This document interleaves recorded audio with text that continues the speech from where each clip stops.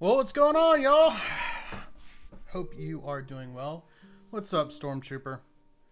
Good to see you here as always. Well, it's not Monday or Wednesday, so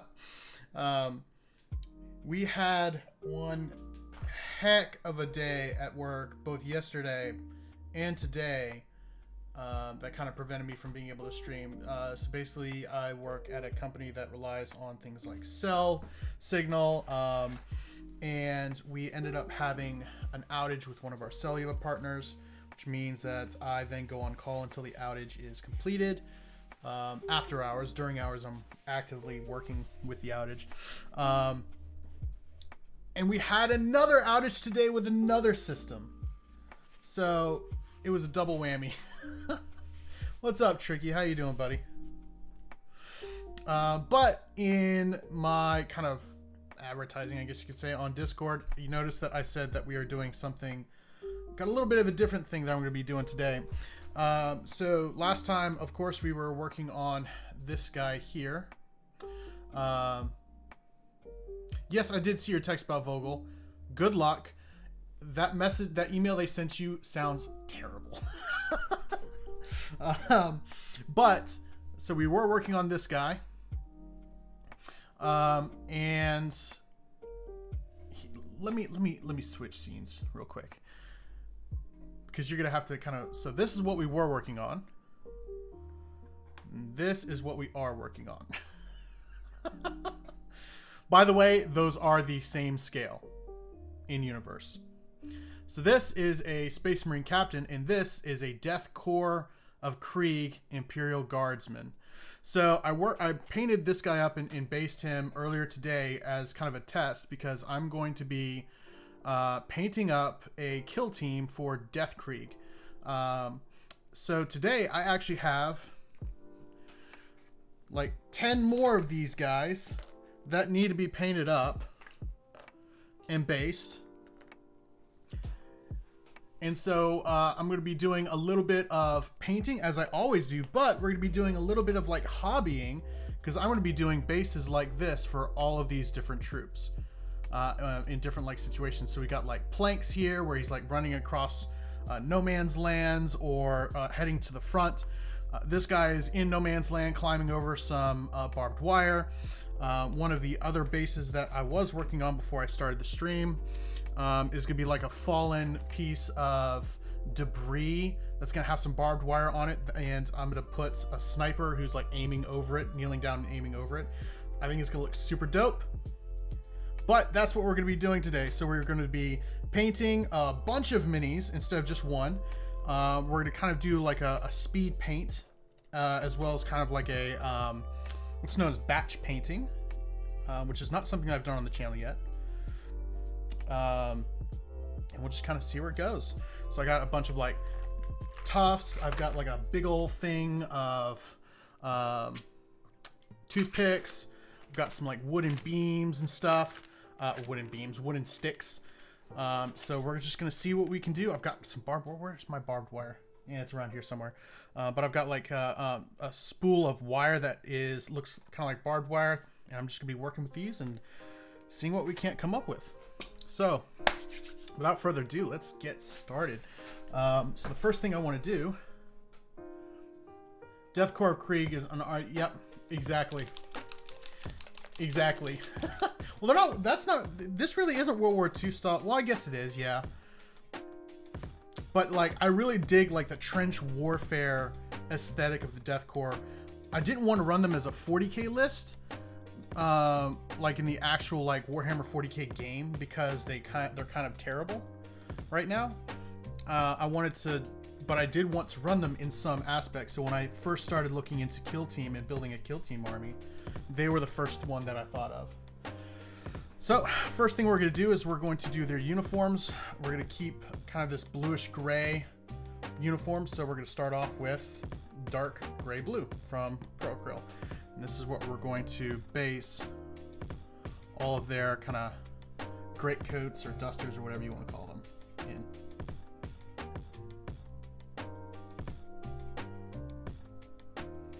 So at this stage, so this, by the way, is my comm specialist. So the difference between Warhammer 40k and Kill Team. So Kill Team is what's known as a skirmish tabletop war game instead of a full-on like army war game. So in an army, you might have 50, 60, 70 models, and they're all in units. Right, exactly. Who needs a chainsword when you have a freaking shovel at your disposal? There is actually an operative, which is what these units are each called the Bruiser, and it's just a trench mace. He just uses a trench mace, and he's called the Bruiser, and it's kind of awesome. But Kill Team is you have 10 operatives instead of a full army, and you go up against another unit of however many, and instead of like you do your turn, at least this is my understanding of the rules. I haven't played a single game of it yet. I just picked these up, like the starter set that came with Deathcore Krieg. So literally the only reason I got the starter set is because they came with Deathcore Krieg and then the rule book. So I didn't have to buy them separately. So now I have a Kill Team of orcs as well that I'm never going to paint up or use. But they, I don't remember what I was saying. Crud monkeys.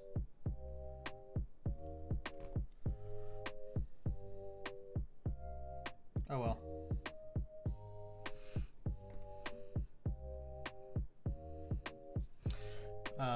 But yeah, I love the aesthetic of the Deathcore. Kind of love the World War II World War I aesthetic, like the trench warfare kind of style that they've got going on. Very iconic gas masks that they wear. Very much so, kind of this German aesthetic. Which kind of matches like the Imperium of Man, because the Imperium of Man is just the absolute worst.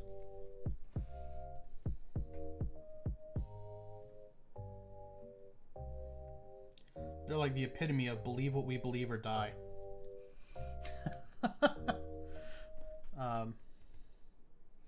So yeah.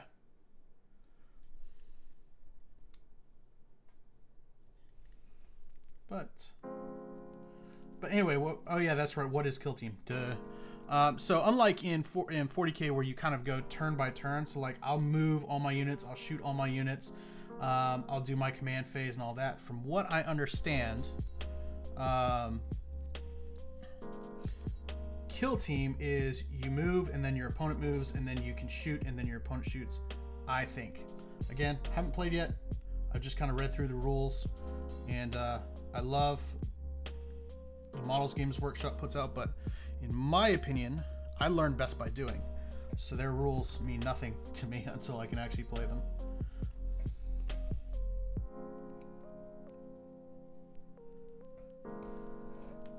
Same could be said for the Tau. As far as what? That they're the worst? Everyone in 40k is the worst. There are no good guys in 40k.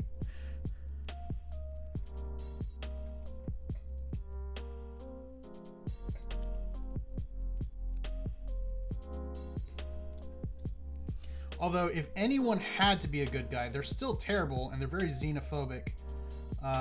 And they are the worst, as with everybody in 40k. But I would say if there were like a good guys, it would be in the Necrons.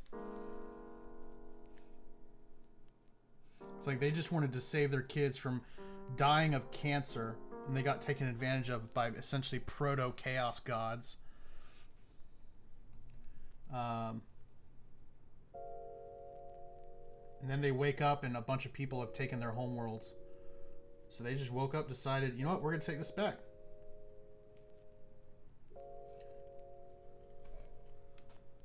Yeah, exactly. There's bad guys and then there's the chaos gods.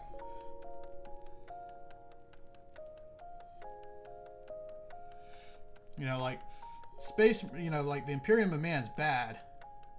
But then you have like the followers of Slaanesh, who are like just constantly on the hunt for the next high.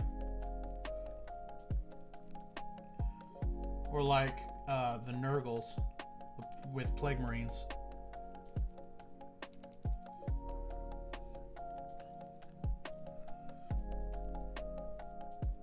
Who is just like, let's give the gift of death and sickness to everyone.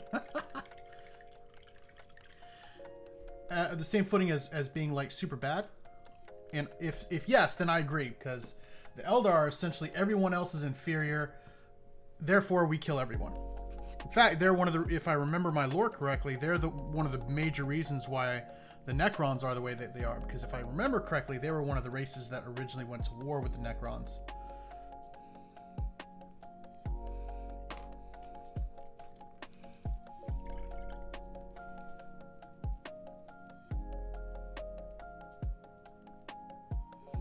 Gotcha. Well, I mean, they, depending on who they are, they worship the Chaos Gods.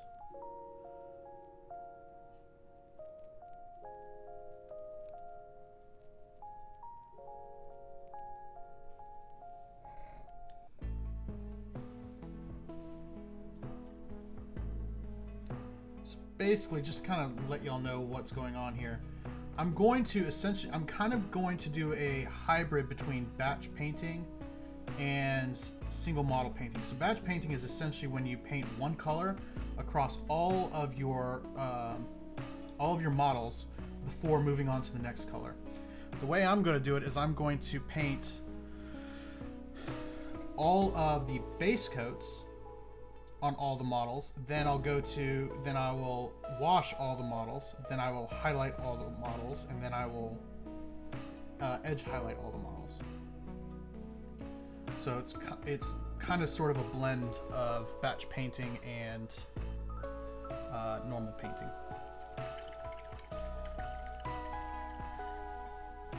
Yeah, and who literally created Slaanesh. It's not exactly a good guy. So we're gonna grab some of this. Gosh, I can't ever remember what this color is called. It's brown. No, but it is burnt umber. Because I have dark umber, and burnt umber is a little bit different. It's a little bit more red. And this is what we're going to use to paint all of this guy's webbing and boots and things like that.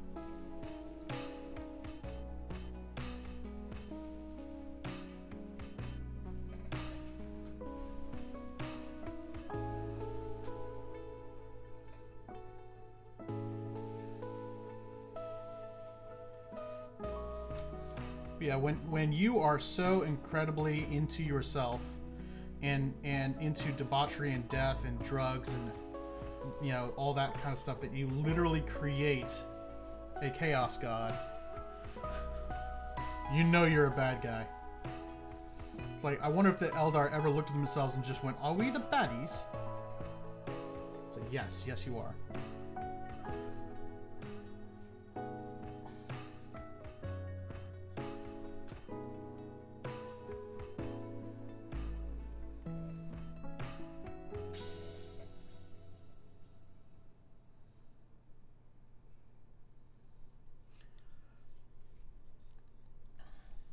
But yeah, so these guys are pretty basic. We're really only going to use 3, maybe 4 colors total on each one of these guys, major colors.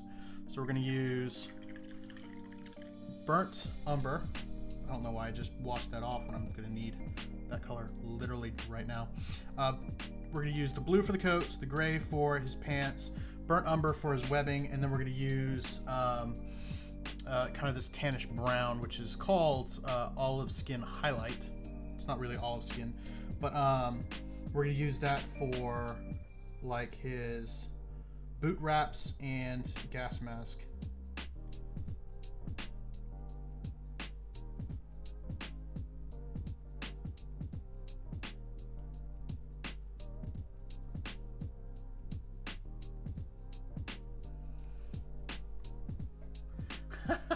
I mean, kind of. I mean, we could say that the Eldar are the millennials of 40K.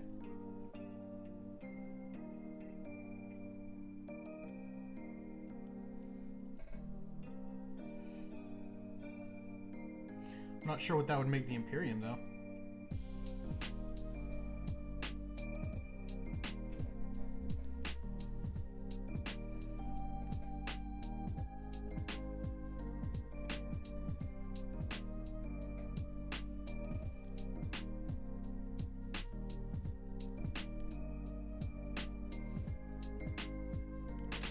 But yeah, I'm excited to learn to play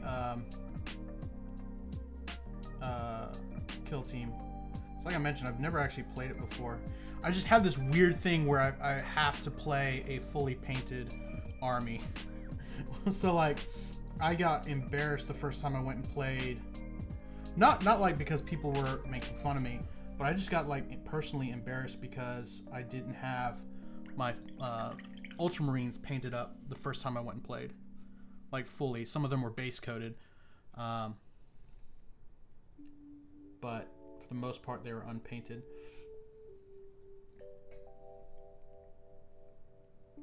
And again, nobody said anything or made me feel uncomfortable. It's just kind of a personal thing. So I figured before we play Kill Team, we'll go ahead and get some of it painted up, looking sweet. And if I end up not liking it, then these will be high quality enough to be display models.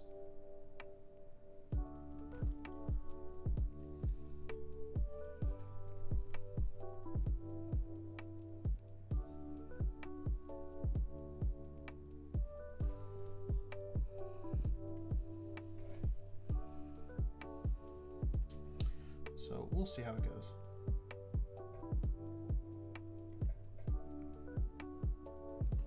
Dude, this song is so chill.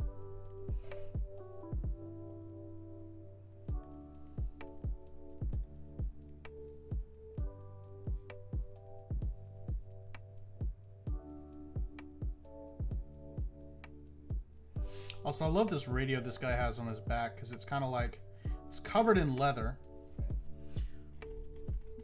Again, like my brother kind of said, it's got that like World War I, World War II vibe to it in like 40,000 years in the future. He's just got this random radio on his back that's covered in leather.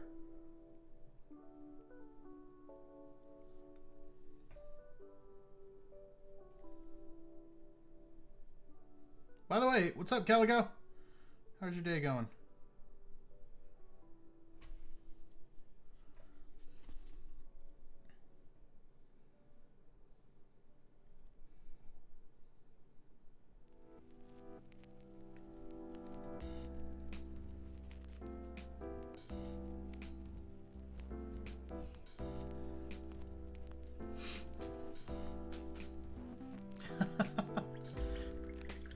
Yeah, you're not lying.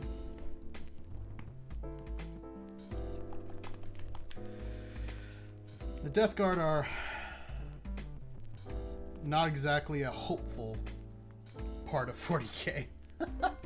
Especially just like normal guardsmen. Like Kriegsmen are a little bit different, but like normal guardsmen, you're just like, I feel sorry for these guys.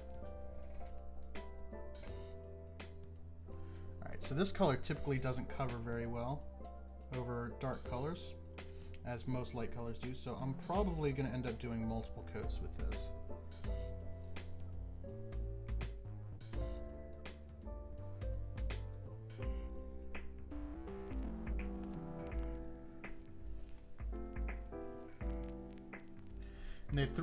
And they throw away John's. Wait, I'm not following.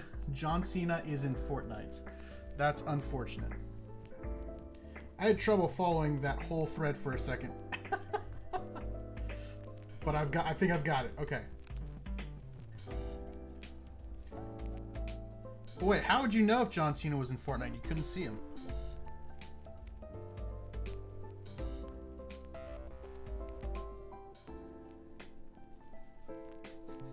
That's so dumb. I'm embarrassed for myself, Tricky.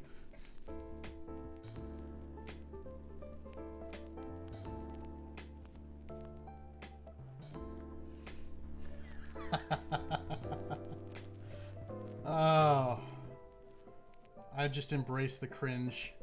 Let it flow through you.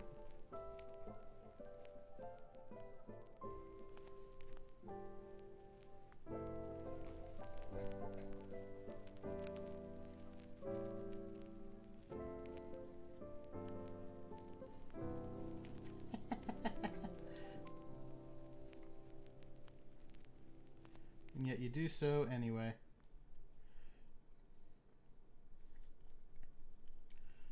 You're like, yeah, you DM D&D, nobody else would.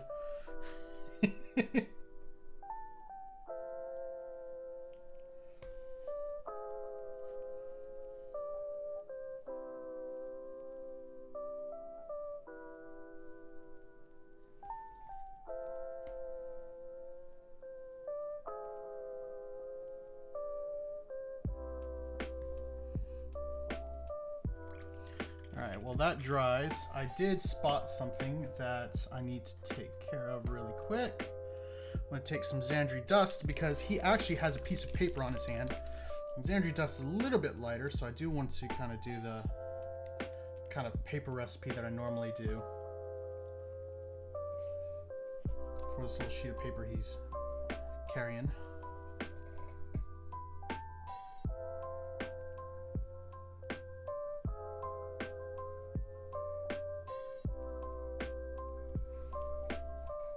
Again, this guy's carrying a piece of paper.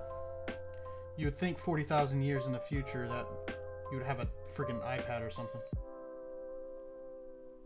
But no, we gotta be grimdark with paper.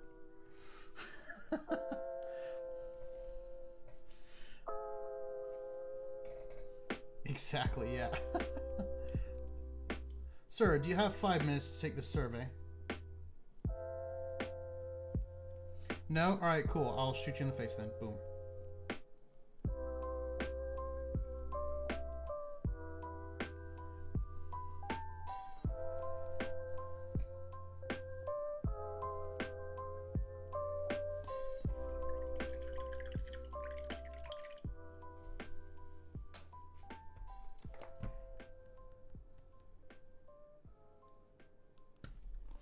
Alright.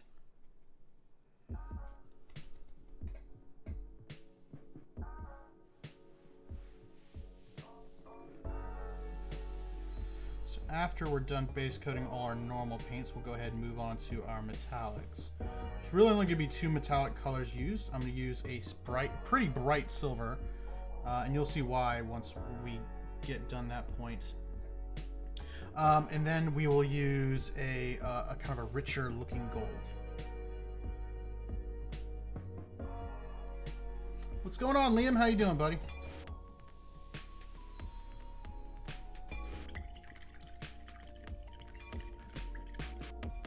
It's like the movie Wizards. After the war destroyed all of the Earth, everything went to magic and fairies. Just had Bible study. That's awesome. What'd you study? What book?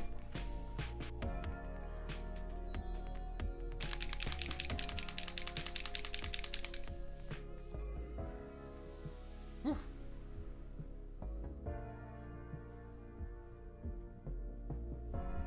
There we go. It's kind of running out on me.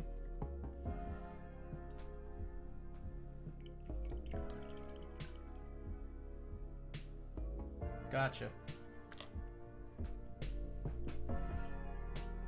Well, we're just painting up some humble guardsmen from the game Warhammer 40K. Alright, so first things first is we're going to base coat his helmet, his shovel, and parts of his gun, and his shoulder pads a fairly bright silver.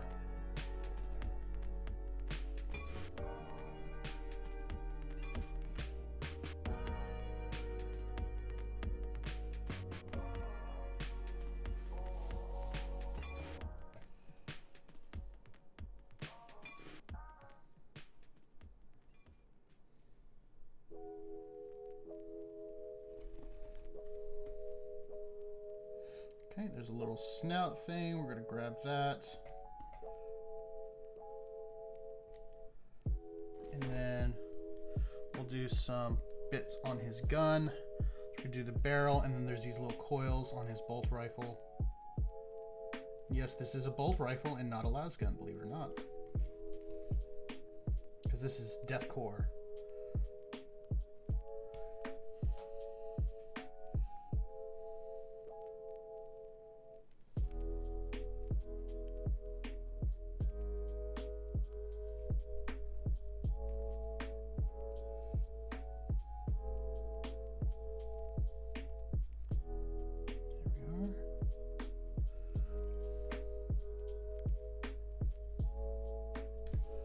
Coolio.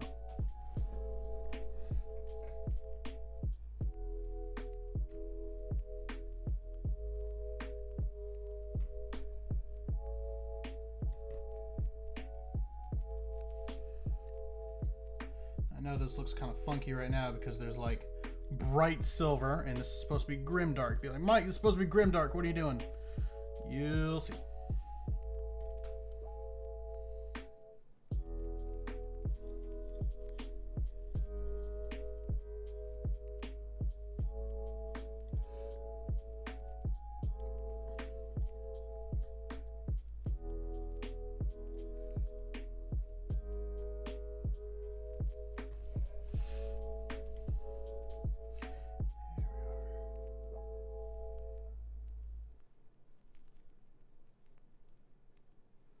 So, I think I haven't done a flare gun like his, but I think it'll probably end up being like a bronze. And I'll show you all how to do bronze really, really quick. So one of the issues that you run into with metallic paint is it can be really hard to work with sometimes depending on the brand, consistency, the brush you're using, all that kind of stuff. So there's a kind of a cheat if you want to get different metallic colors, but you only want to paint one shade. Now, obviously I'm going to be painting more than one shade because I can't really get gold from this shade of silver. I don't know why I'm cleaning my brush when I still have this barrel and body to do. But there's a way where you can kind of use washes to do kind of a speed paint, so that when you base something silver, you can make it look bronze by adding, or you can make it look gold. I understand. I just haven't done it yet. Just by using different shades or what's known as contrast paint, which we'll be using a little bit in this guy here later on.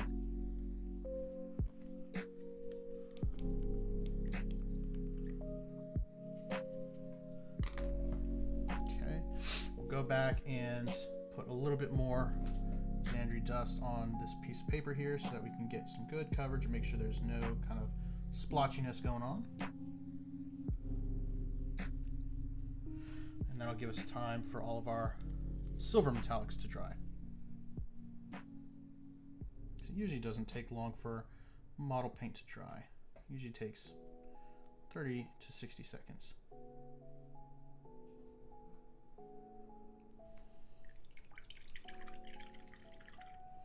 He's already looking like a Kriegsman. Kind of.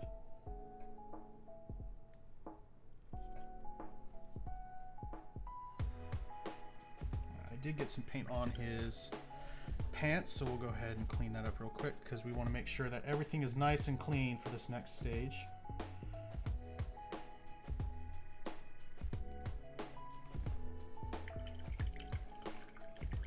So also means I need to grab some black real quick.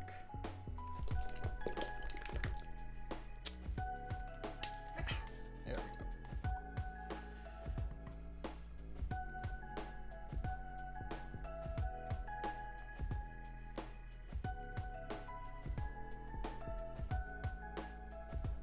Should be enough. I don't think I have enough black paint.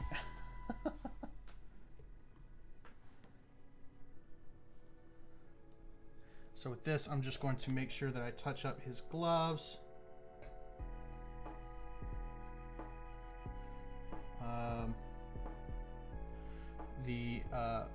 all the parts of the rifle that I don't want black, or that I don't want silver, I should say. And then this other glove. Make sure we're good on that. Nope, we got some blue here.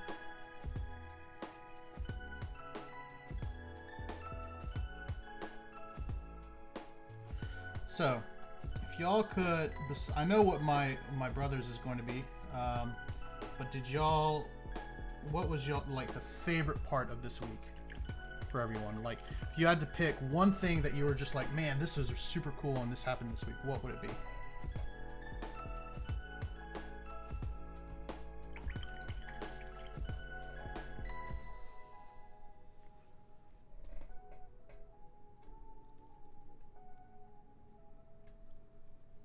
D&D, yeah, that was of course fun. I'm just excited for the next combat. Next time we get into a little bit of combat, that's gonna be fun.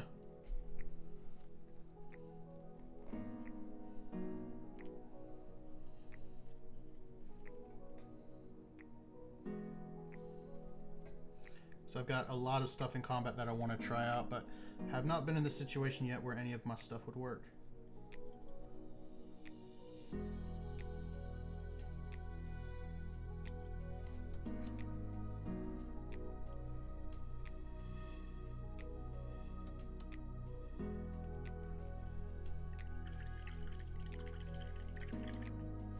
Alright, next we're going to add a little bit of gold.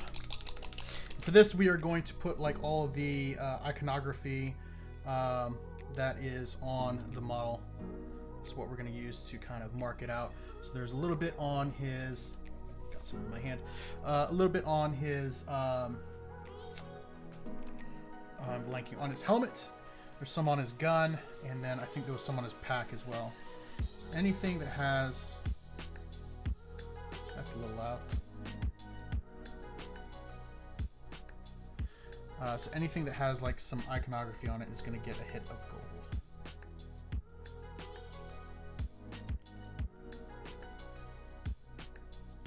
There.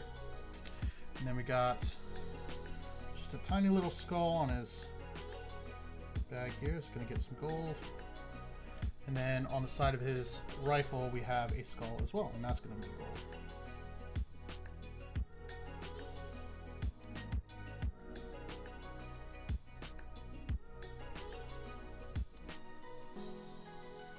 Okay. Went a little bit outside the lines there, but it's okay. Easily fixed.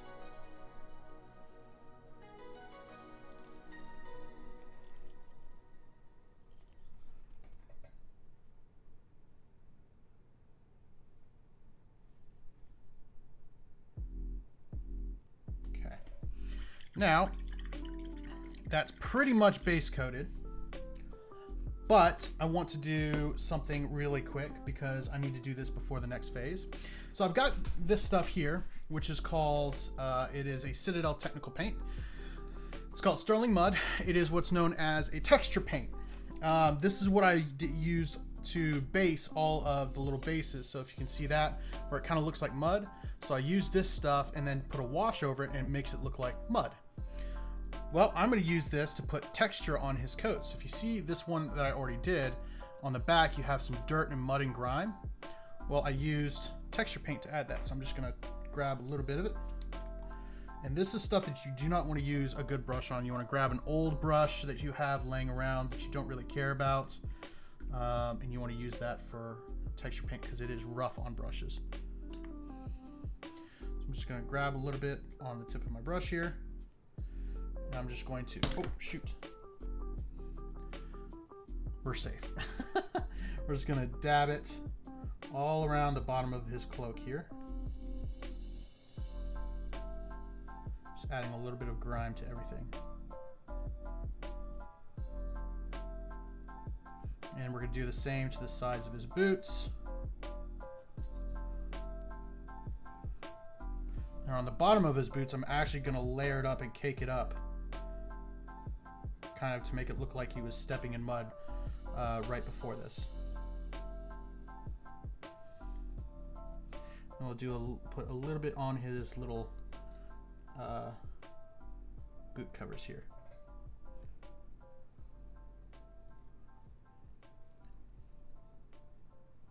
Like so. All right, now he is base coated. And like I mentioned, we're gonna do kind of a base coating assembly line before we move on to the next step. So this guy is done. So I'm gonna remove the little spike he's standing on from my little holder here. And we'll move on to the next one. So next one I wanna do is going to be my Sergeant. Because he's got a really awesome sword and a plasma pistol, which is awesome. So, grab our base coat for his cloak first, and we'll just start layering up. Technically, we're base coating, not layering, but still, you get the point.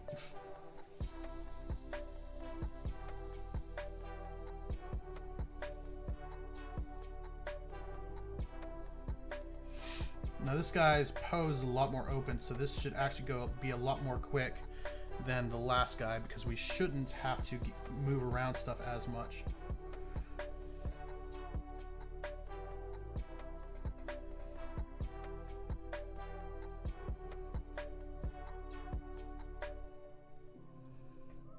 Yep, he's got a plasma pistol. I was trying to figure out, because in 40K, when you overcharge a plasma pistol, it does extra damage. But that wasn't the case here, and I was trying to figure out what. It actually, I think it does. I have to go back and look at the stats, but it was like kind of hidden. I think it basically does like, if you overcharge it, you get 2 shots instead of 1 or something like that. I have to go back and look at the data card.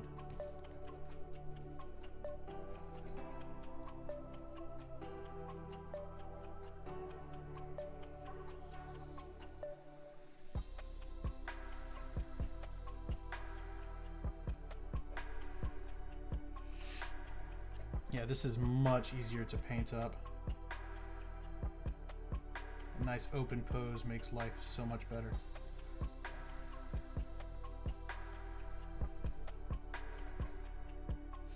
I have to figure out how I want to do that plasma pistol exactly, because normally I like to put a glow effect on it. But with the way that I'm going to be painting up these minis, it might not be entirely possible. We'll see. I mean, anything's possible. I could always just paint over whatever I do. It just take longer.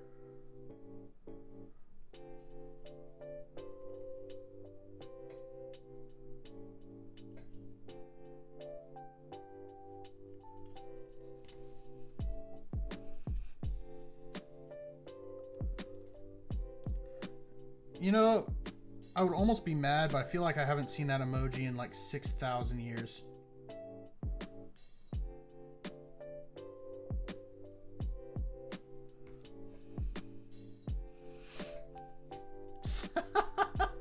You're not wrong.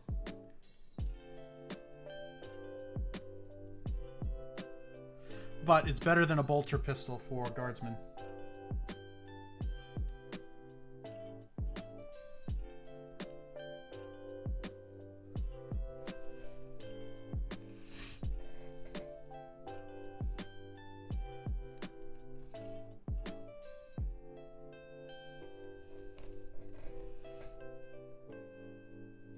What mod?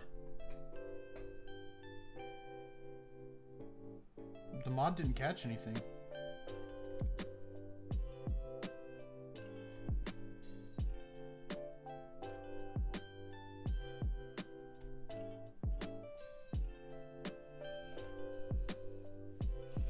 What did you try to say, Calico?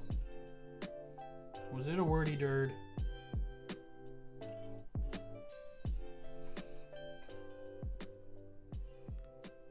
Make sure I got everything. I did not. His collar.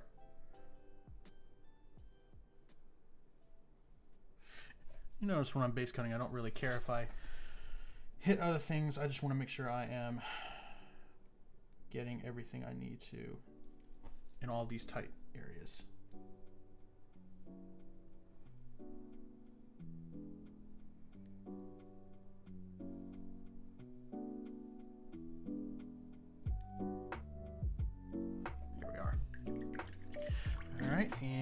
let's go to his pants. My mod doesn't like pineapple pizza either. I'm super confused.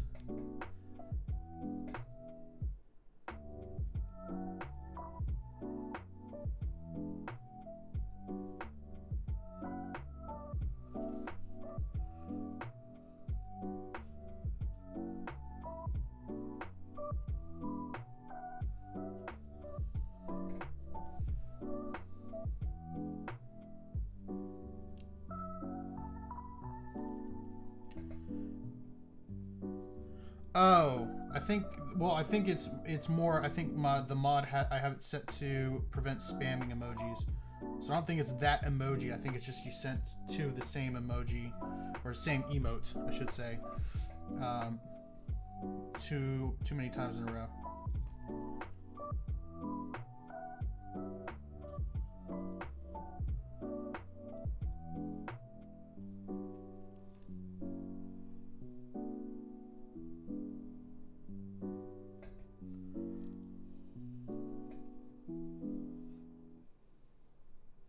I don't know. I forget what my settings are, to be honest.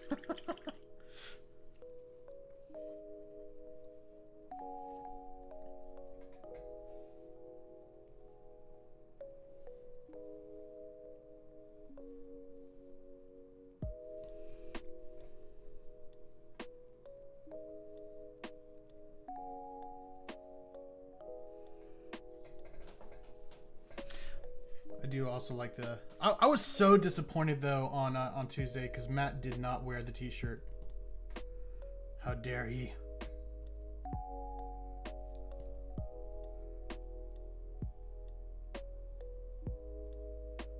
Also, I feel really bad, because those of you who were on the stream last time know, somebody gave me a follow, and they followed me when my headphones were off, so I didn't hear it. So I didn't actually get to say hi to him or thank him for the follow. I felt really bad about that. So I went back into the the VOD to try to figure out, like, hey, when did he actually follow? And it was like literally I had my headphones off, and he followed, and I was looking down at the time, so I didn't see the notification. So yeah. He was waiting to build the hype.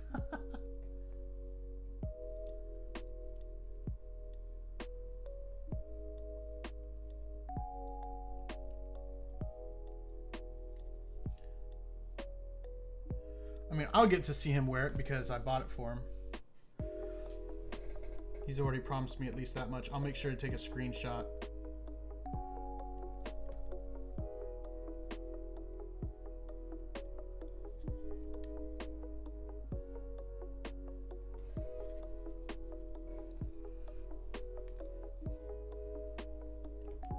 Oh, that was hilarious. Yeah. So, well, there's a joke behind that too. So, the other guy, Sam Riegel, kept wearing shirts with Matt's face on it. And so when it came time for Matt's revenge, Matt wore a shirt with Sam's face on it, and it was hilarious.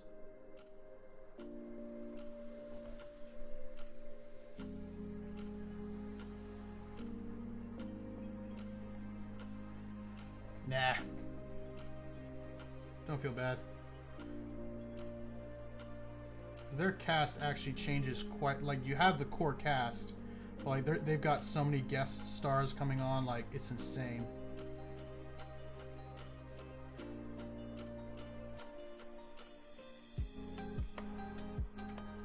Yeah, it was like a thing in I think it was campaign 2, although it might have been campaign 1, where like he would come in like once a month or something like that with a different shirt with a different like picture of Matt on it, and he would always like wear another shirt over it and like take the other shirt off in the middle of the session, so like it threw Matt off. It's hilarious.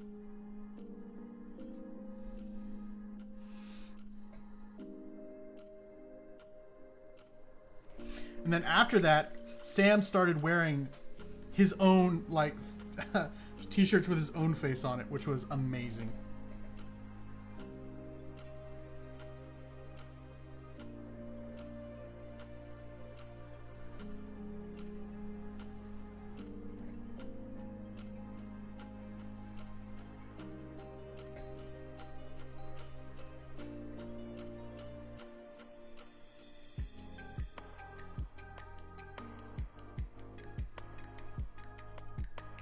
I think there was, if I remember correctly too, there was a shirt where it was Sam wearing Sam's t-shirt with Sam, wearing a t-shirt with Sam, wearing a t-shirt of Sam, and he was wearing that t-shirt. So it was like a bunch of pictures with him with a t-shirt, like, and it just kept going. And every week he would put another one on, like another photo. It was amazing.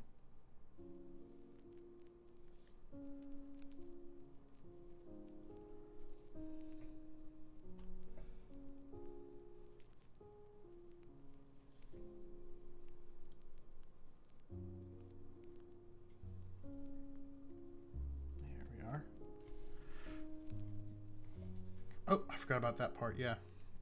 So I'm going to have to come back with some of that tan color to do his bedroll.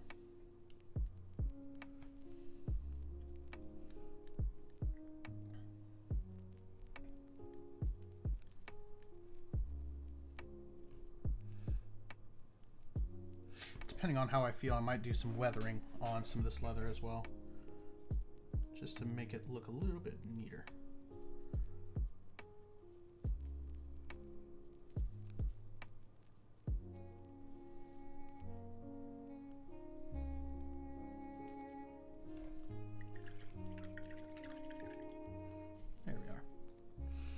Already an hour in? Are you kidding me?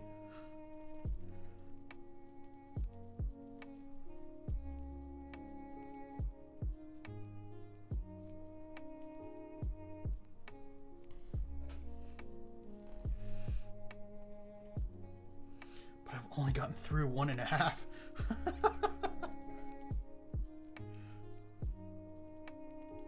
What I might do is, depending on how time looks, I might just finish 2 or 3 just so that y'all can kind of see where I'm going, and kind of go from there, because I don't want this whole stream to just me be base coating the same miniature 9 times, or not really the same miniature, same style of miniature 9 times, and never actually getting to the point where they're finished, or whether to the point where I'm actually finishing the bases that I want to do for them too.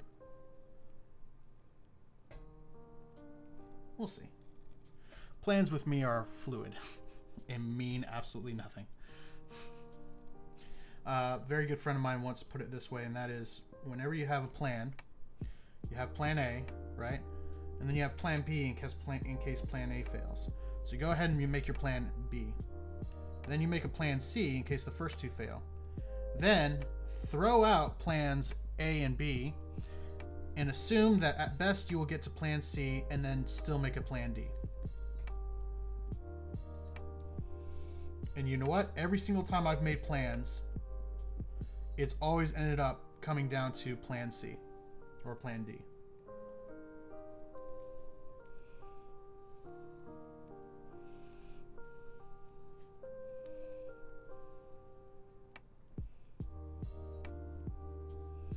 So I just kind of go with the flow. What happens, happens. Yeah, exactly. In reality, it's good to plan, and it's good to kind of have a roadmap of where you're going. But sometimes where you're going is so obscure that you can only hope that your plan goes the way you want it to.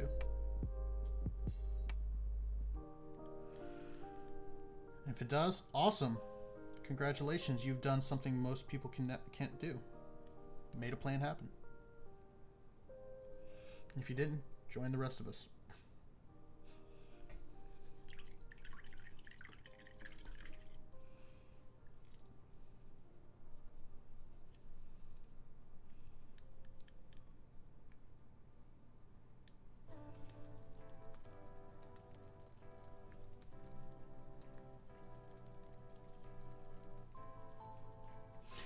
also, of course, have this guy's power sword, which it is a power sword. It just happens to be a saber because, you know, World War I, World War II vibes. So I don't know if I want to paint it up like I would a normal power sword, or if I want to kind of do something unique and different with him. I don't know. Exactly. And that's actually kind of why D&D uses dice rolls, because it's supposed to simulate things that you can't control.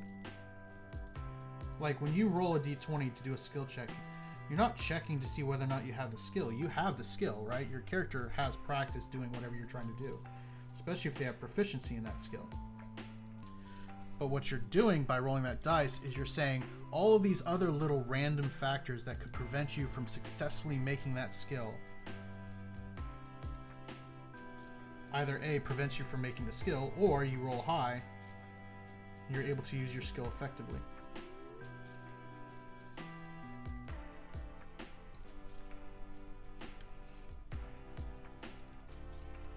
So essentially those rolls are the randomness of life.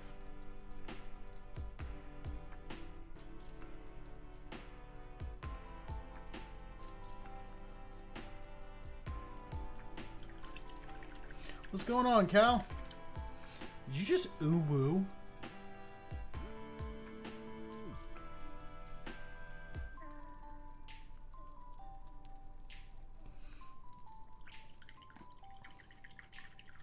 I've never had somebody come onto my stream and ooh-woo before. This is a new sensation. I don't know what to do with my hands now.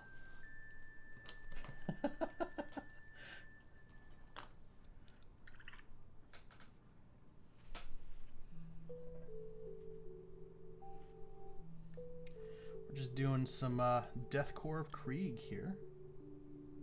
Some Imperial Guardsmen for a game called Kill Team, which is a skirmish war game.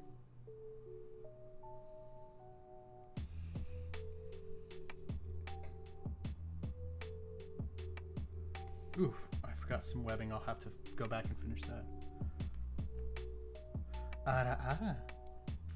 I'm not doing that again.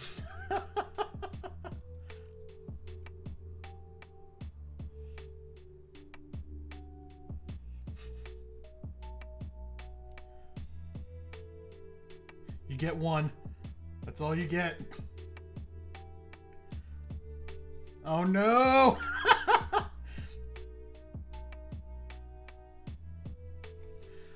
Not good.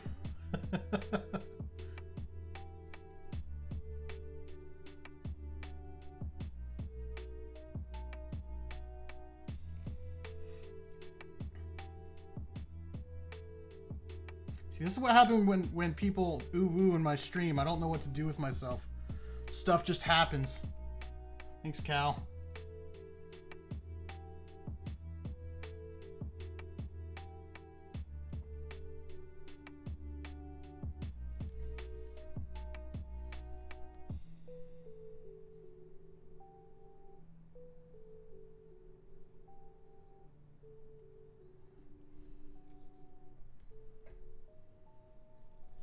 Dude, I am forgetting so much on this miniature. I blame the uwu. I think I'll take the anime for that one. I'll take what is anime for 300, Alex.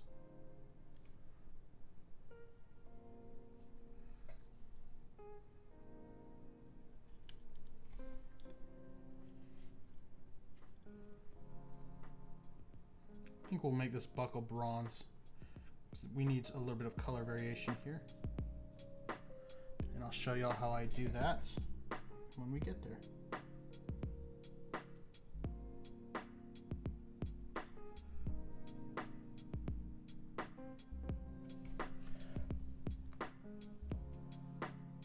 Five Iron Frenzy was an answer on Jeopardy? Have they really made it that big that they're on Jeopardy now? What was the answer given?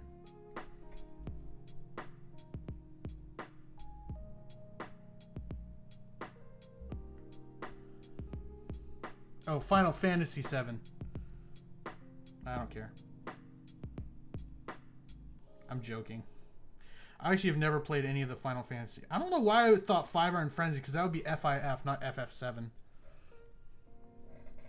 I just got ska on the mind, evidently.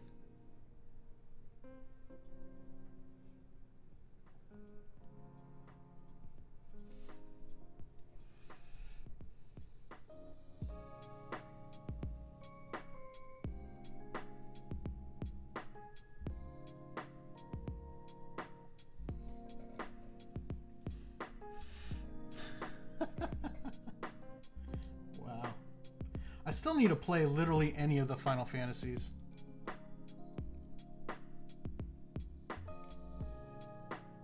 It's just been one of those franchises by the time I started playing video games, I just didn't really have the drive to play it. But I know it's good and a lot of people love it, so it's one of those things where I'd like to play it, but just never had the opportunity and don't really have the drive to now that I do.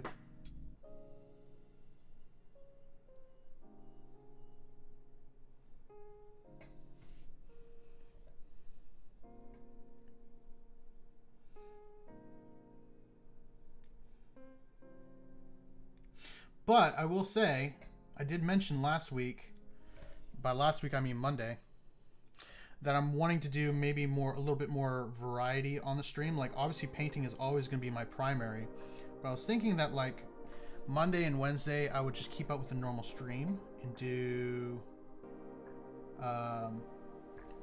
like my normal painting and all that kind of stuff, but then maybe do a stream on Fridays, either weekly, bi-weekly, monthly, I don't know, and have that be like a variety stream where I like play video games, or maybe do something else in the hobby of painting. So instead of just painting, maybe we do basing, or you know, maybe I like go and do an IRL stream where I stream myself playing a game of 40k or something like that.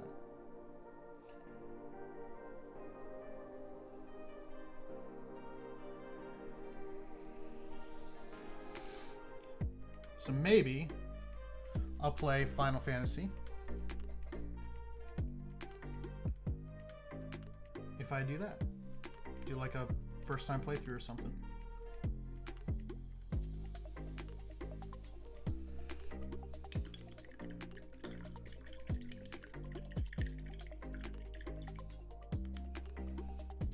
Yeah, I don't know if I would do it like IRL or on something like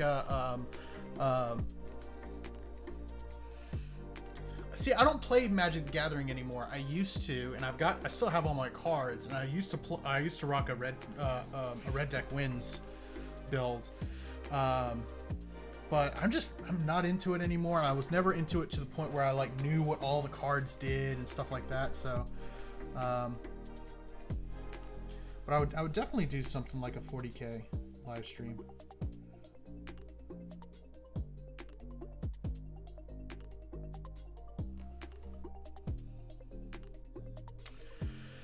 Oh, several years. I don't think it's a competitive deck anymore. They're not like from the 90s or anything like that. They're from like 2017-ish.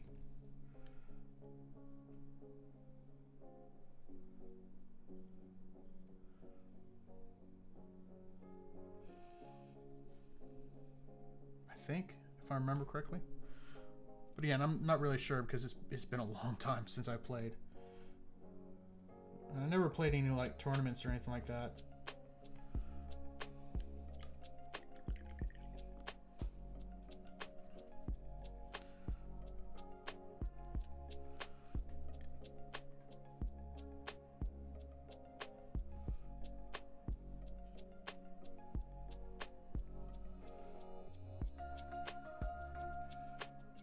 I've been trying to kind of sell off the small collection I do have just because I never play anymore, and I'd rather somebody else who wants them play with them and own them. Because again, I don't, so.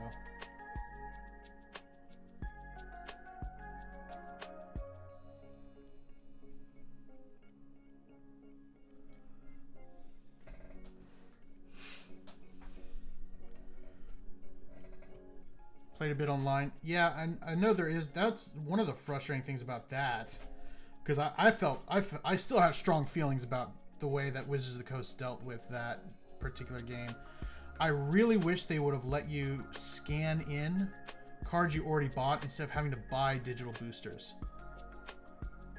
Because at the time when I was playing Magic the Gathering, that was a big deal because like you still had to buy booster packs if you wanted to like build the same deck online that you had in real life. You couldn't. You had to go and buy boosters until you actually had enough cards to build it out. Just stupid. Alright. At least in my humble opinion. Alright, so this boy is done for the base coating.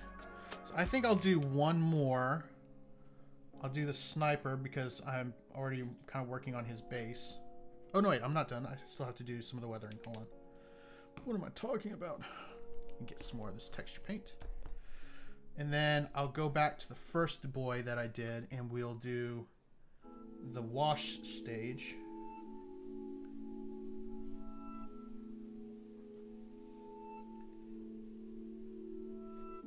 Make sure that's in frame.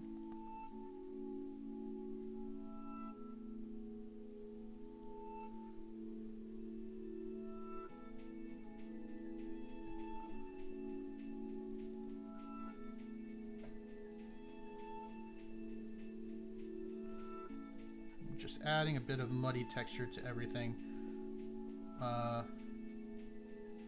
just to make it look a little bit less clean.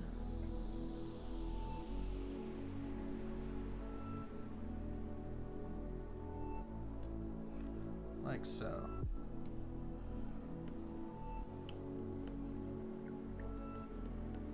If everything works out this October, a few friends of mine will be launching a group stream called Neural Combat, where we might play different games or talk things like Magic the Gathering, 40K, Marvel, Star Wars, etc. That would be really cool, and I would honestly watch it because I'm into all those things. Now, if you're talking about like Star Wars as far as like just Star Wars, or if you're talking about the actual like war games, I'm also extremely interested in those. I have not played either Legion or X-Wing, but I want to.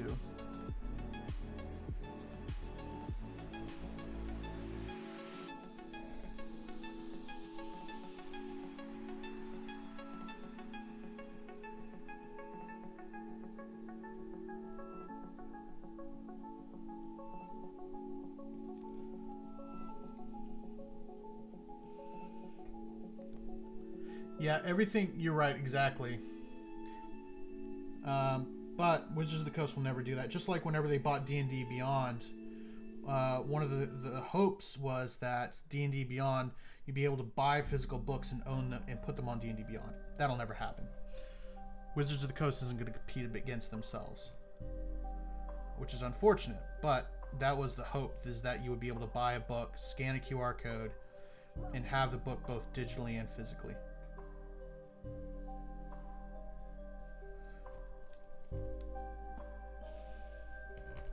Because right now, if I buy a $50 D&D book, which I do, because I love collecting physical D&D books, I would still have to pay $40 for the digital copy on D&D Beyond if I wanted to have those resources.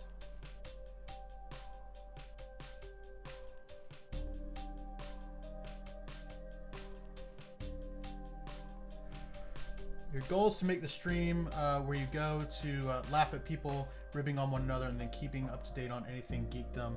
Not to mention you'll have IRL D&D game. That would be pretty awesome.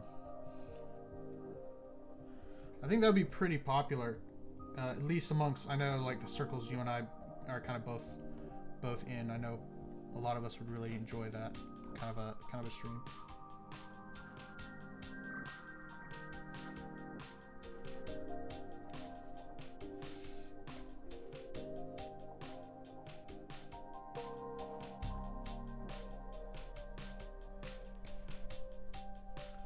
But kind of like I was saying, if I were to do like a Warhammer 40K kind of stream one day, it would probably be over TTS, because the amount of equipment I need to do an IRL stream is ridiculous.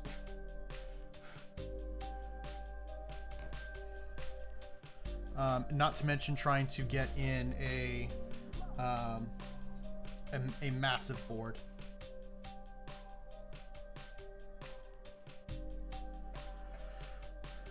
Yeah, digital D&D books are insane.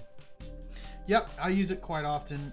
Well, I say quite often. I've used it a few times. I don't know why quite often was the first words that came out of my mouth. I've used it several times, and it's been a good resource for me when I'm trying to learn new lists or something like that. Like I'm building out a list for Necrons. And so I'll probably play the list first on TTS before I play it live. That way I can kind of get a feel for it without being in front of somebody and wasting their time. Versus people on TTS are kind of use TTS to do exactly that, run new lists. Or they're new people who have never played before and they want to get into it, you know, without actually buying into, you know, a $500 model list and then spend 6 months playing it only to learn that you didn't enjoy it, which is pretty common. GW should just build a legit client for it, but they won't. Everything that GW does is insane. Like, I feel like, because again, I don't mean to sound like I'm crapping all over GW. I enjoy their games. They're so much fun. Their model, they make the best plastic sprue models in the world. The highest quality miniatures, right? But geez, dude, like I was building out a Oops Only Tanks list with Iron Hands, and I just threw a couple rhinos on my list, and I was reading the new, and I was kind of reading through them, and I realized that rhinos can't be used with Primaris models. I was like, okay, well, what's the new Primaris rhino essentially? Well, that's an impulsor. The impulsor costs physically more than the rhino does, is 30 more points than the rhino was on the list, and holds 4 fewer troops. It's like, what the actual crap, man? That makes zero sense, other than they want you to buy more impulsors and not use the rhinos.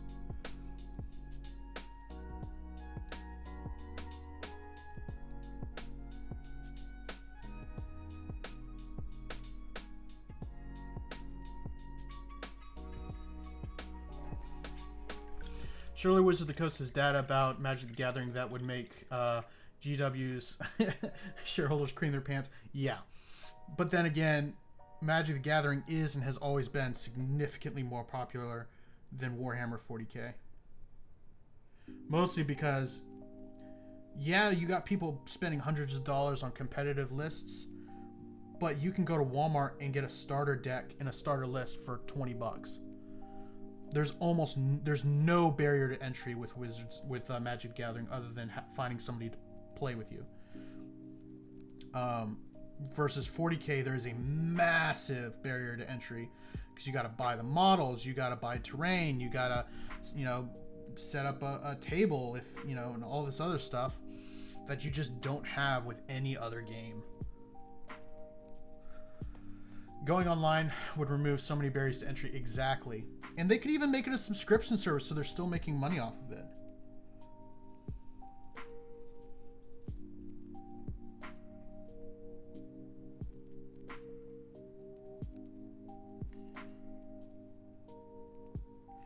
Dude, this part right here is so hard to get to.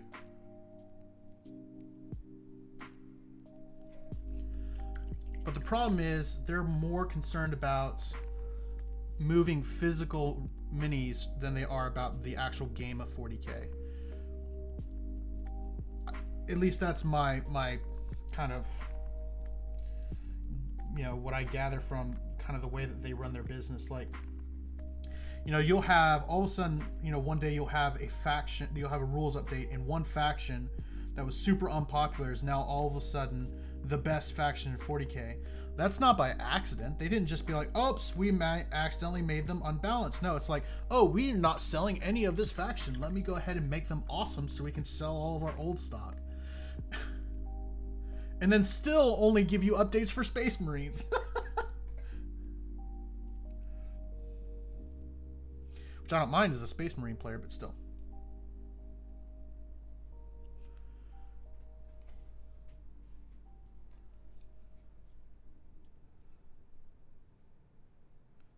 Again, and I don't mean to sound like I'm crapping all over GW because, again, I think they make the best models out there.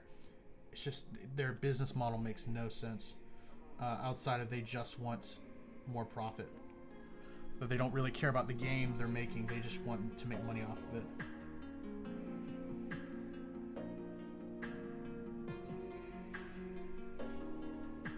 By the way, in case you couldn't tell, this is my sniper operative.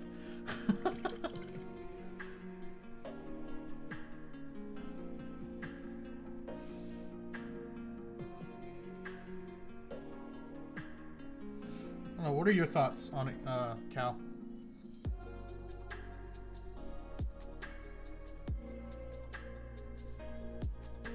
Stuff I can understand, forgive to a certain extent. They need to keep the lights on, but yeah, exactly. But you know, like for instance, like if they sold 3D printable models at a reduced price, they would make a killing.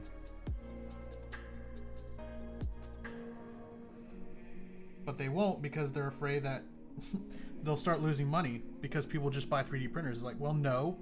3D printing is a massive investment. Ask me how I know.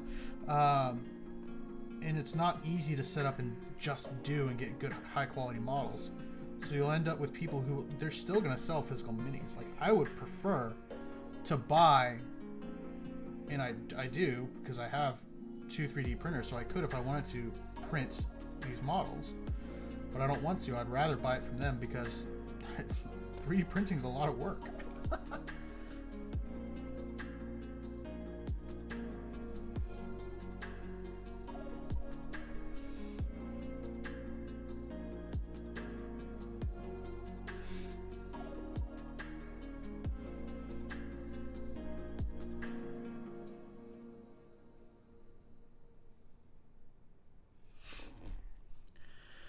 You haven't bought Warhammer product for ages, but if they had some online game, I would be sure buy it, subscribe it, buy lists or whatever, buy funky armor colors. Yeah, exactly. And there are like games that GW approves and produces. It's just none of them are the game 40K. That's the problem. It's like I would love to play an official Warhammer 40K game on my computer. And like they missed a massive opportunity with that with the pandemic. Like, are you seriously not going to produce an online form for your game that players can buy and you can make money off of in the middle of a pandemic where you're not selling any models? Like that just seems like a massive waste of opportunity.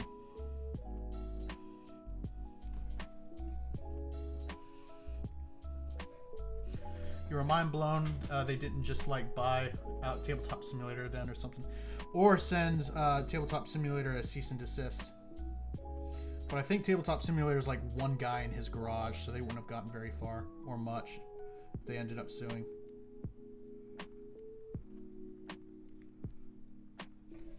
And it's a mod for Tabletop Simulator, so I don't think Tabletop Simulator really has a say in it. But you're right, buying out Tabletop Simulator and making like an official GW mod for it or something like that would have been baller.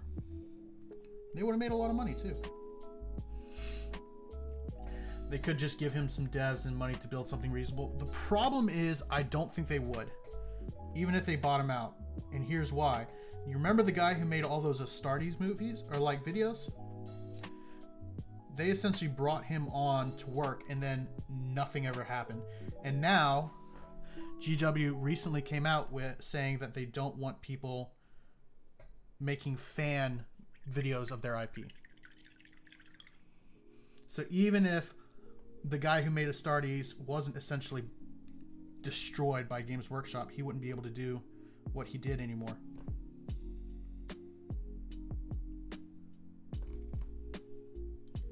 I don't know. Some of the stuff Games Workshop does, like, yeah, we get that you want to protect your IP, but dude, like, there's a point where you want to support your fans in the stuff, in the art that they make, right? Because ultimately, I was attracted to play 40K because I watched Astartes.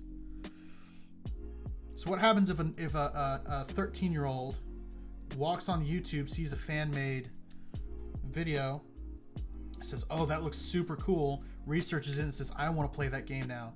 Guess what? That's a source of income for GW. But instead, they would rather save their IP than have actual avenues for income. It's absolutely mind-blowing.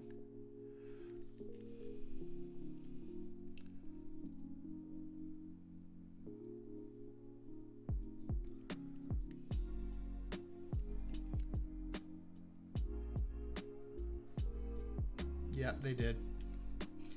Because if he was able to do that on his own with zero budget, imagine what he could have done with GW's budget.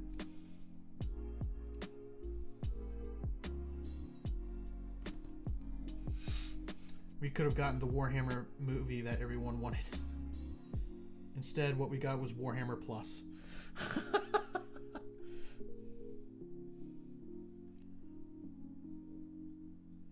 Which is, I think, why they're trying to push people to stop making fan videos, is because they want to sell more subscriptions to Warhammer Plus. Like, we don't want you to actually make videos. We want you to come watch our crappy animation.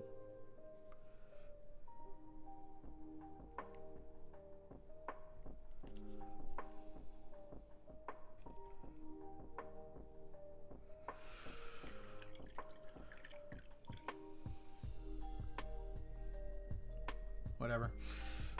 Again, I still love 40K. I still enjoy Games Workshop's work. I just don't get what they do sometimes or why.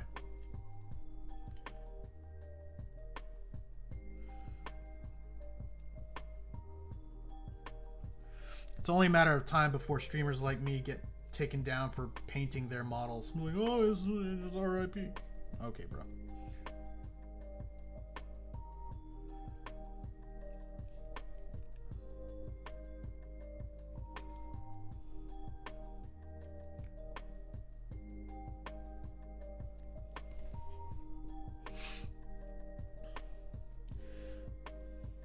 But it'll all come around, I think, eventually. What'll happen is they'll hire a new CEO or something like that, and you know, they'll change kind of their outlook, and hopefully, instead of buttoning down on all this stuff, they'll loosen up, start modernizing a little bit more. Maybe we could get the 40K that we all want. Because they've literally sued businesses, like small businesses, out of business because they were selling Warhammer bits.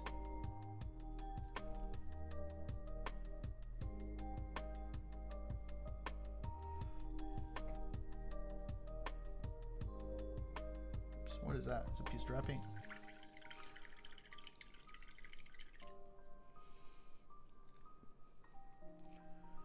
Alright, now let's go ahead and do our metallics on this boy.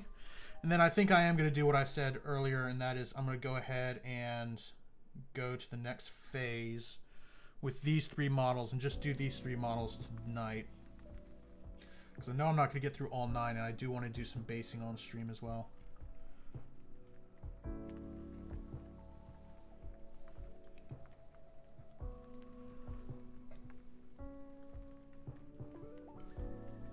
And of course, I don't have all night, so I do still have to work tomorrow, unfortunately. I say unfortunately, I enjoy my job, but you know, work is work, so.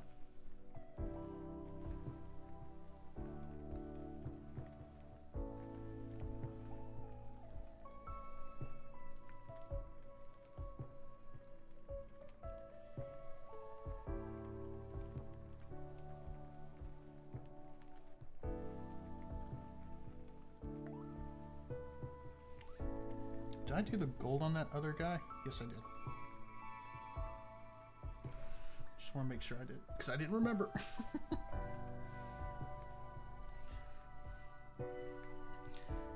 What do you do right now?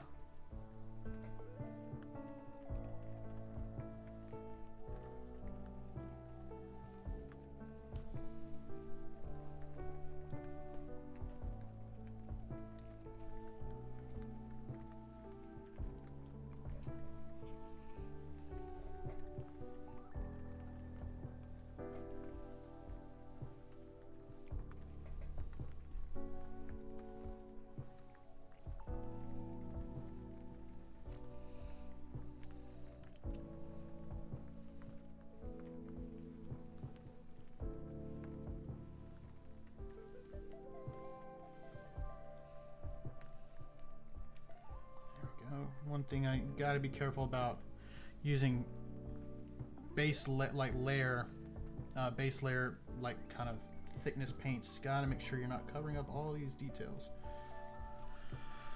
I work as head of marketing for a renewable energy heating company. But what's the but? Everything's got a but. They all stink.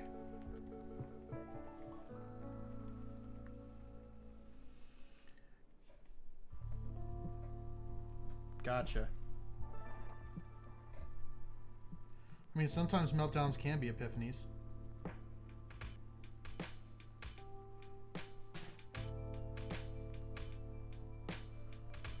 Gotcha. Hey man, sometimes you just need a change, you know?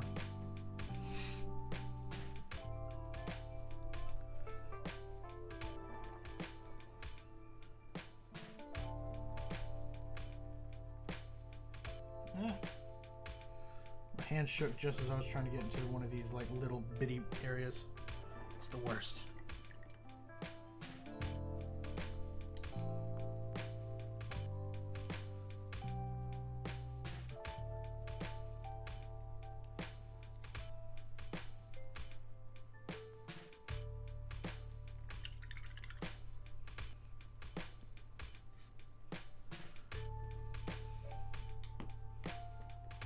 Spent your whole life thinking your dreams would come true, but in reality, it's just making other people's dreams come true.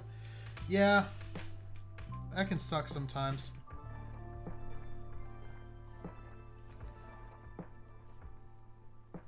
But the way I see it, at least, is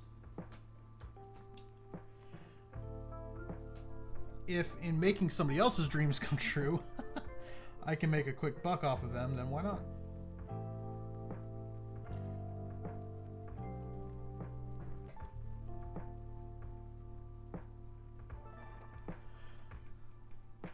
No, I get it. I really do. Like,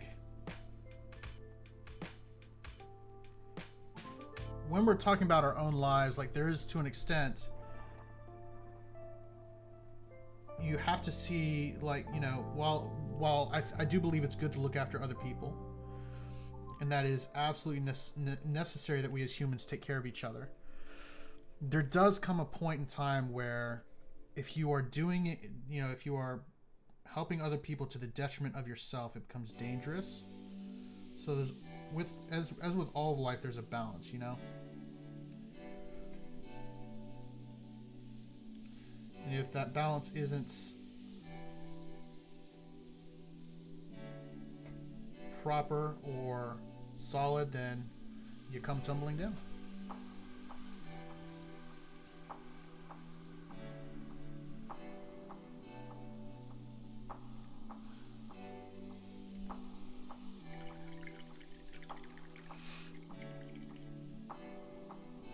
Alright, so we're going to go back to the first model we did, which is my comms specialist, and we are going to start with the first kind of phase of the finishing process for the model itself. For that, we will need good old Agrax Earthshade.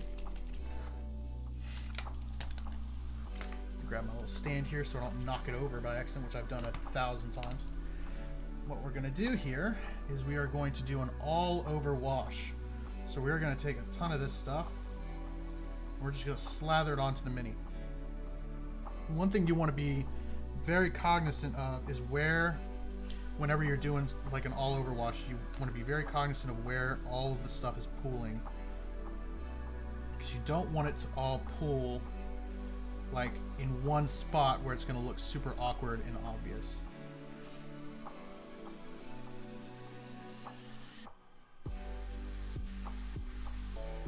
So you want to make sure you're moving it around, making sure that it gets a nice and even coat over everything. And part of the reason why I'm going with an all-over shade is these guys have been in the trenches all day, right? And they're getting up and they're getting ready to do a mission.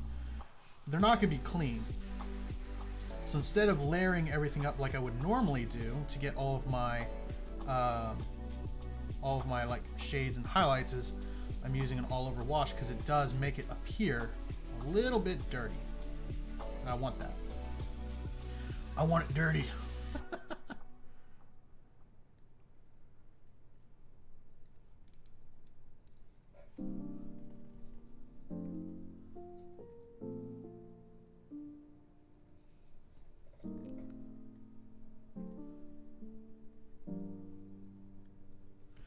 Having money is nice and useful, sure. Having more is better, but I don't know. I did nothing but work for people who didn't even acknowledge I was human. Yeah, that's the thing there, right? If you're working somewhere where they don't even acknowledge you as like your wants or needs, or the fact that you're even human and have like a life outside of work, then yeah, you know, that's a toxic environment. And I don't think it's arrogant or selfish of you to say, I don't want to be in that situation. Because again, I think, you know, we look after other people, but we also have to look after ourselves to an extent. Because we can't help other people if we ourselves are helpless. And yeah, having money is nice sometimes, but it's not worth it if you are at a point in your life where you just hate what you're doing. I've been at that place, and it's not fun.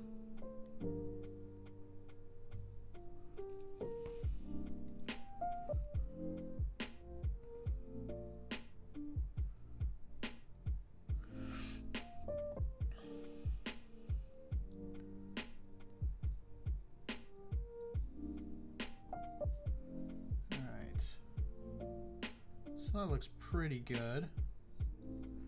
You can see now he looks a little bit dirtier, a little bit more oily. But we'll let that dry.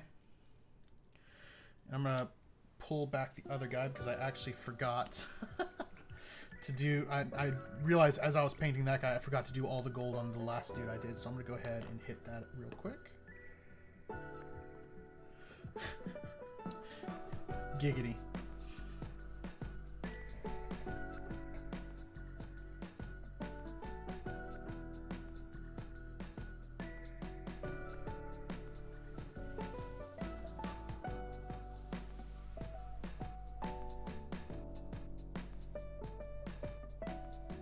There we are.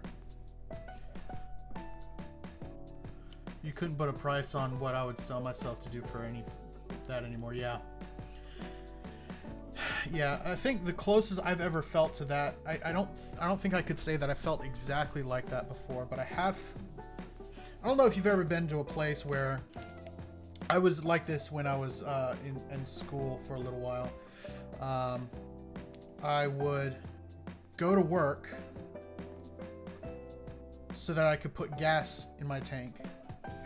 And I put gas in my tank so that I could go to work, and it was a cycle. And it was the absolute worst. It was back when I was poor. Well, I still am technically broke, but...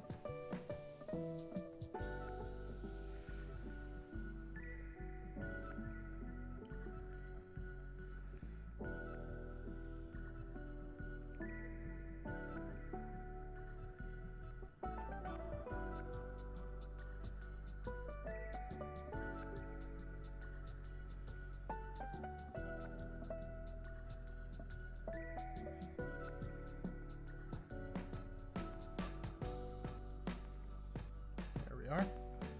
nice and dirty.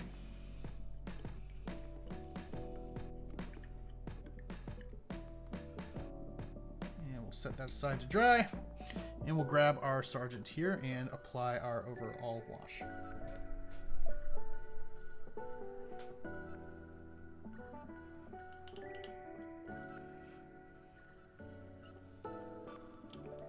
There we are. There it is. Agrax Earthshade.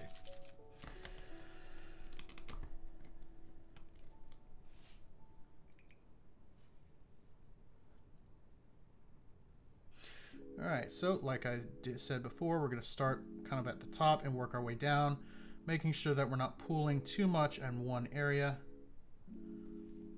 so that we're not left with like these awkward spots where things are pooling and it's darker than the rest. We do want to keep stuff in the recesses, as that's what wash does. We just don't want it to be so drastic that we just have like this one dark spot amidst a bunch of lighter spots. So make sure we just keep that moving until it's all nice and even.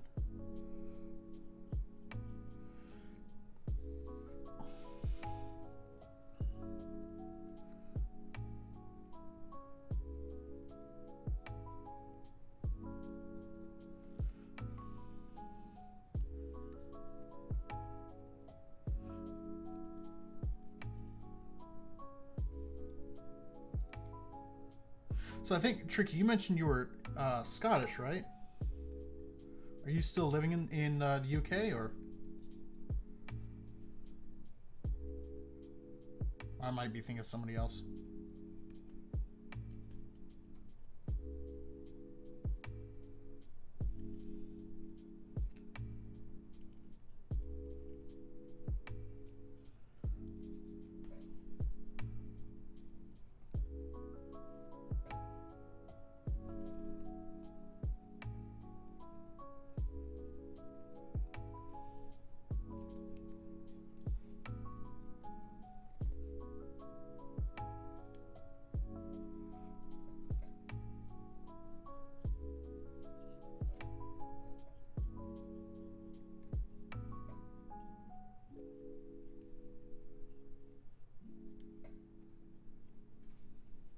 Gotcha.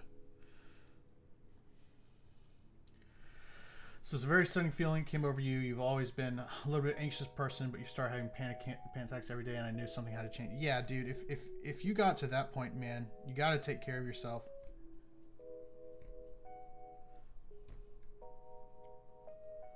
Because you're in a situation where you are literally going through a panic attack every day because of your job. Time to leave that job, which I know adds more anxiety, right? But ultimately, which is better, a little bit of anxiety about getting a new job or living in constant anxiety? So I think your head's in the right spot, you know.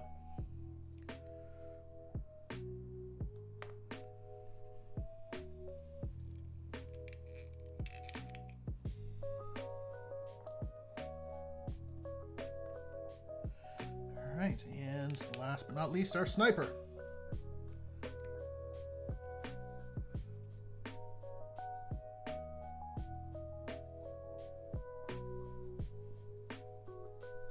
Again, making sure we move that wash around so it's not all in one area.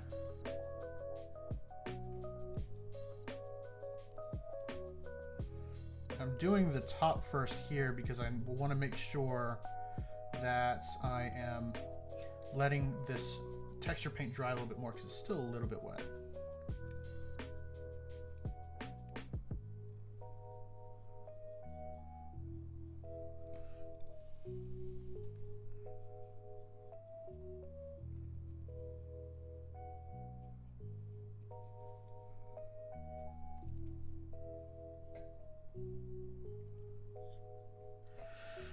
You don't know what you're going to do, really. I wasn't that nervous about it, but I am now. Yeah, I mean, again, like, what's better for you, I guess the question would have to be, right? Like, is it better that you find another job, or is it better that you stay where you're at? Like, do you think having anxiety about finding a new job is more or less anxiety that you would feel in the long run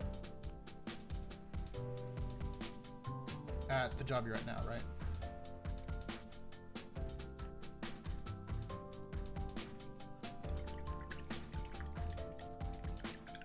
You don't have them at all. Yeah. Yeah, I get that.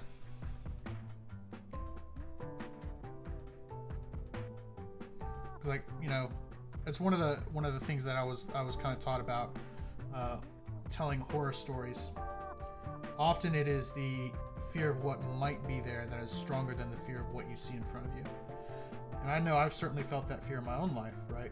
Feel the fear of the unknown, fear of what might be and not necessarily what is. So I completely understand, you know, kind of where you're coming from. Obviously, I don't know exactly how you feel, but you know, I can understand how frustrating it is sometimes.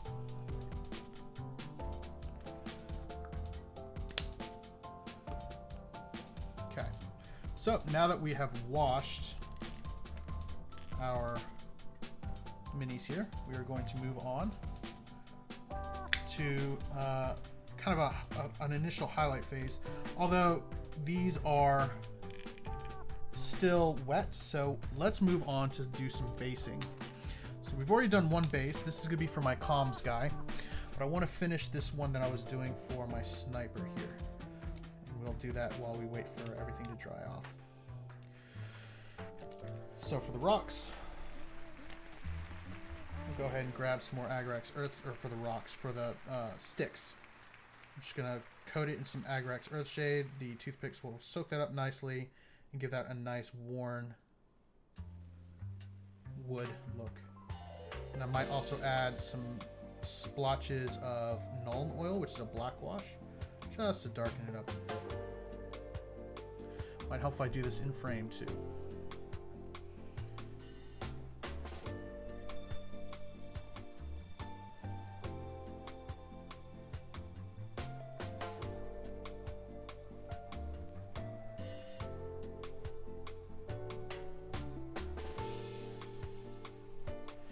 Dude, I'm now thinking I should have gotten one of the orc bodies to like be hanging on this like wooden beam that's gonna have barbed wire over it. I think that would have been hilarious. And a little bit dark, which makes it all the more funny.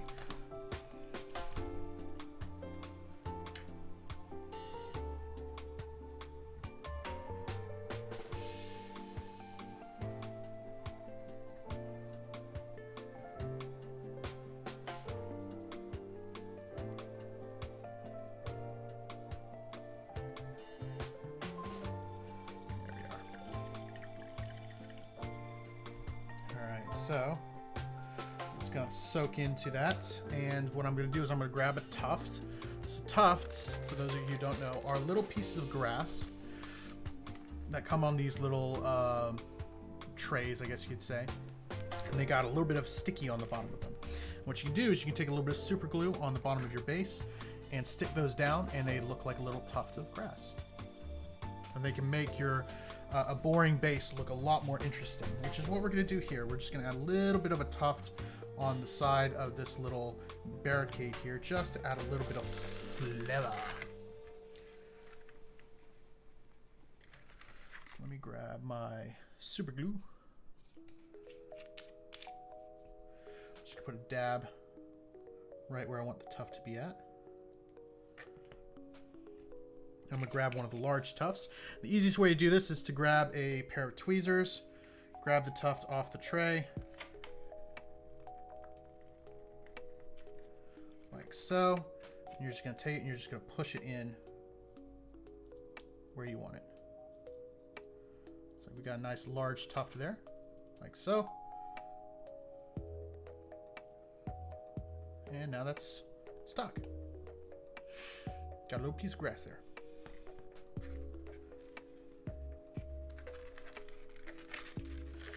And that's all there is to it. It's pretty straightforward. It makes bases look super cool.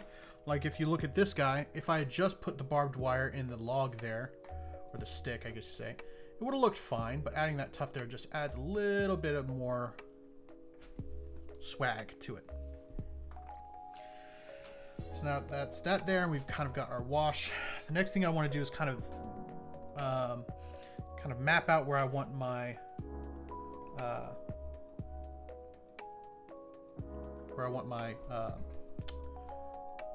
who's it? Barbed wire. So I'm going to put one kind of down like here.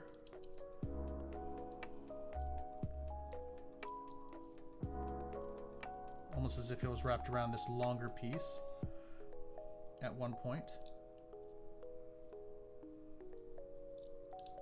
Come on, there we go. We're gonna thread that through like so. And then we'll take another little piece and we're just gonna hang it. This is all gonna be glued too by the end. I'm just kind of mapping out where I want things to be. Just gonna kind of hang it there. Almost as if there were two pieces of barbed wire and the part that fell off or was blown off is no longer there. So I'll go ahead and take my super glue and we'll make this permanent because I do like the way that looks.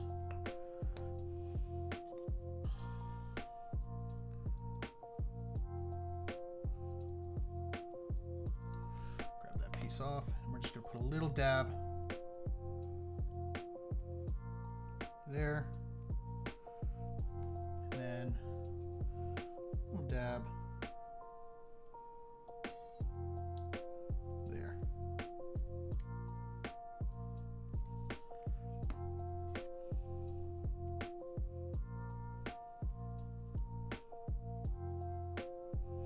Like so. And then we will put a little bit more on the side here where the little hanging piece is going to make contact.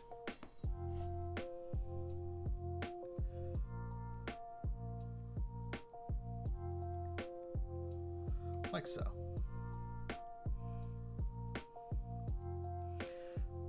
Let's move it around a little bit.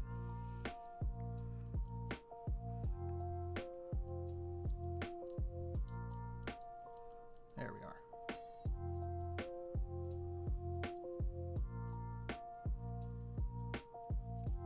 Cool. And that is going to be the base for our sniper. Now I'm going to let that super glue dry. We'll start on the third base, which is going to be for our captain. And I don't think I'm going to do anything super fancy here because I already have a couple fancy bases where we've got like barbed wire and fallen sticks and like a walkway. I think all I'm going to do for this one is just add a large tuft of grass, or maybe a large tuft and a small tuft. I don't think I want to do much fancy with this one. Maybe we'll do like 2 different colors of tuft. Oh, getting really fancy.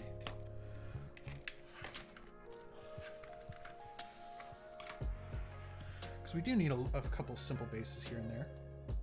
And I might go outside after, or not after the stream, but like tomorrow at some point and grab some rocks. Maybe put a rock on this base too.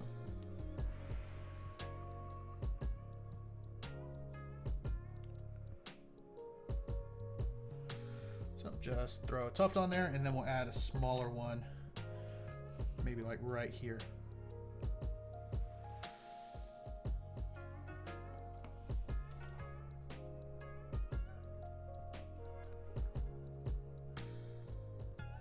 Just a small boy.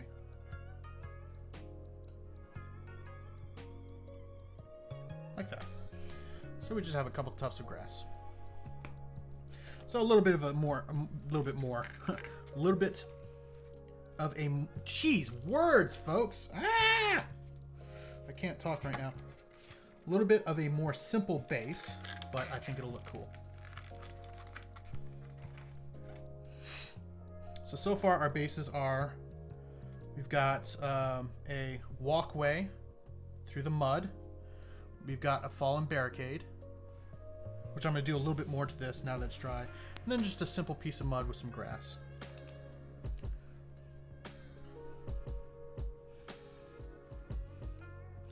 So I'm going to go back with some of this, where is it at? Mud texture. I'm going to put a little bit of mud texture on, kind of to cover up where I put the super glue, because the super glue will dry and leave kind of a little bit of a spot there. So I'm just gonna build up a little bit of that texture paint on top here. Like so. Same over here. Almost make it look like it was the stakes were like buried in the ground at one point. And then we'll hit it with some Agrax Earthshade once it's dry.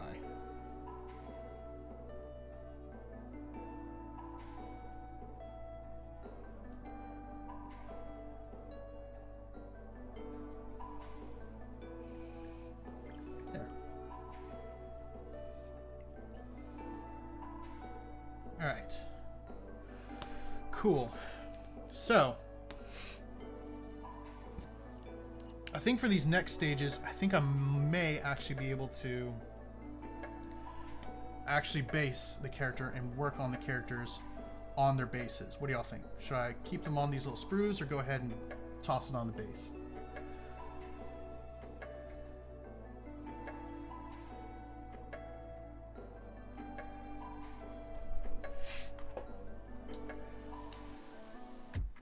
Because I don't really need it to be on that little piece of sprue anymore.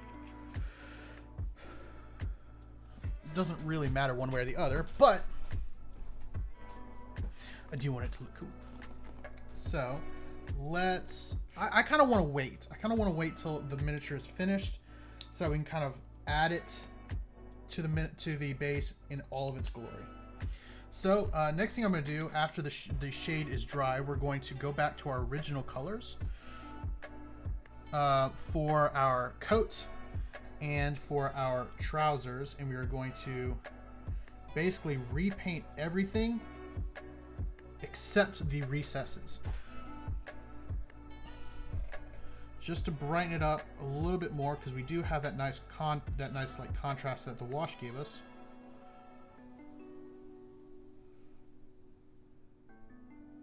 But we do want to make sure that the true color we want is our primary color, that mid-tone. So we're just going to layer back up.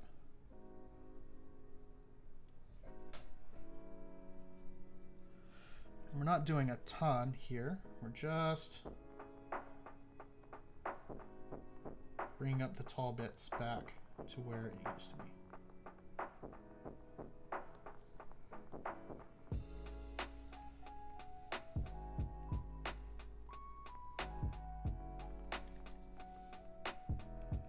And we're not going to touch the pieces with the dirt at all, because I want those to look dirty and rough and gruff and gross.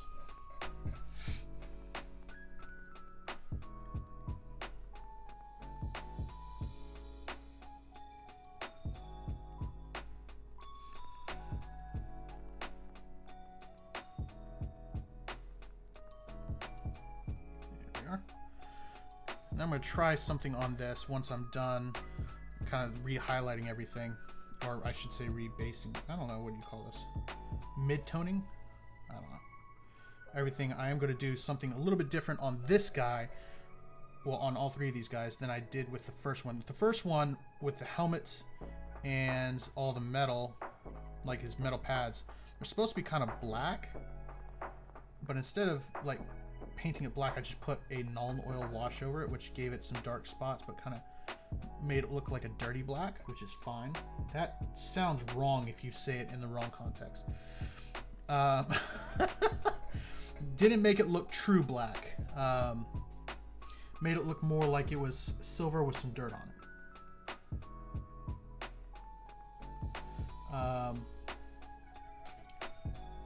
I'm begging you, please don't clip that.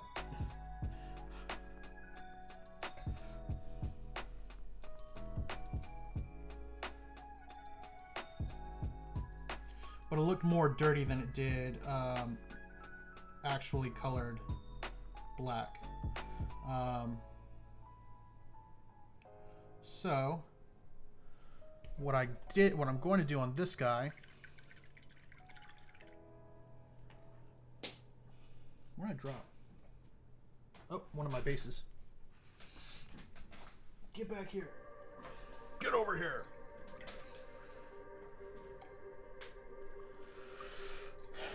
So what I'm going to do is I'm going to use a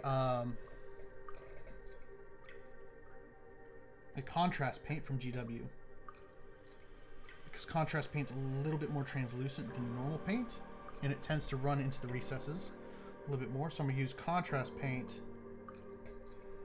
to color the metallics black, but still have them come through as metallic.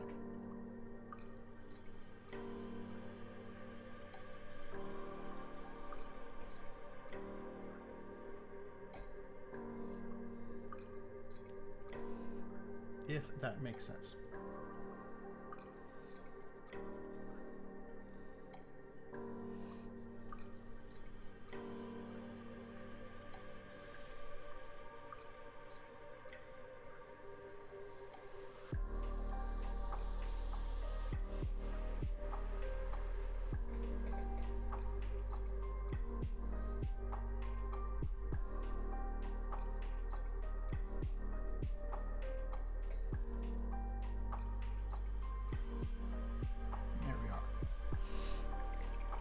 Okay, and then we'll do the same for our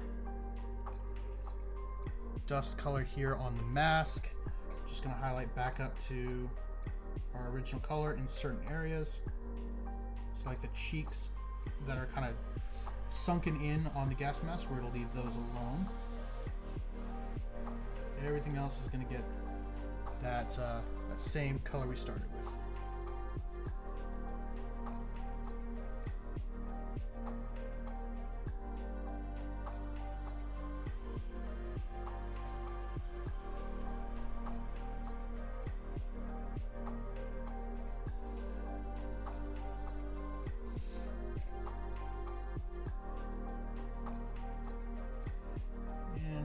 Little bit of that same layering on these little covers down here, but I do want to leave most of it kind of dirty looking. I'm only going to do it in certain areas.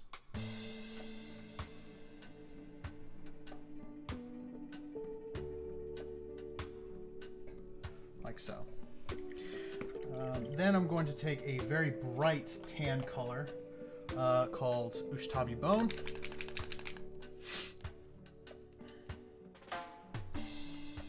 And we're going to use that to highlight the mask all the way up to our brightest highlight.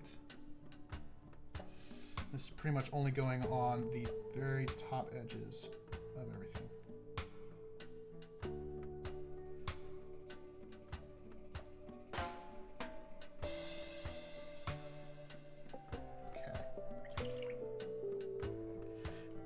Take some black and we're going to color the eye lenses jet black.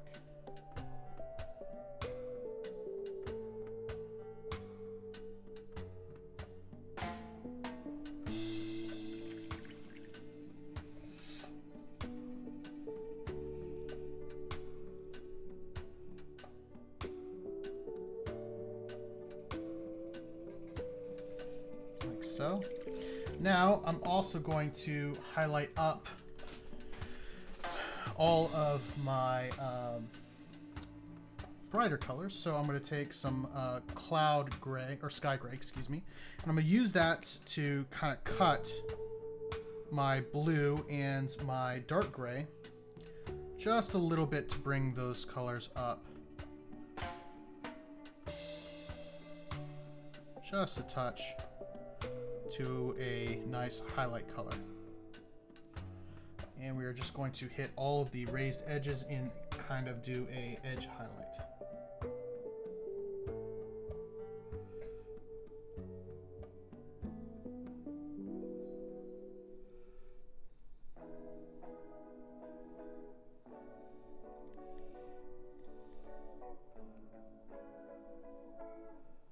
Like so.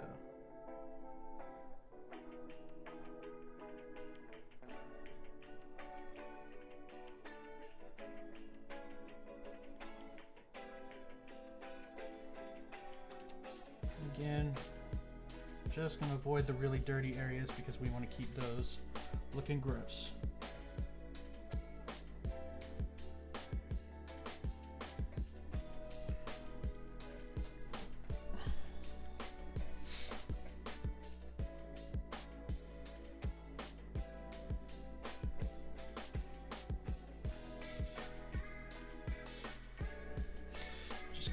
up these guys. Just the very tops of these highlights.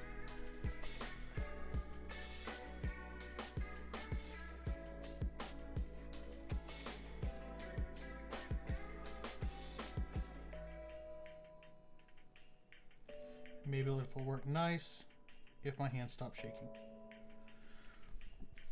There we go. And we'll do the same thing with the darker gray. Take a little bit of it, add a little bit of the light gray just to bring up the color.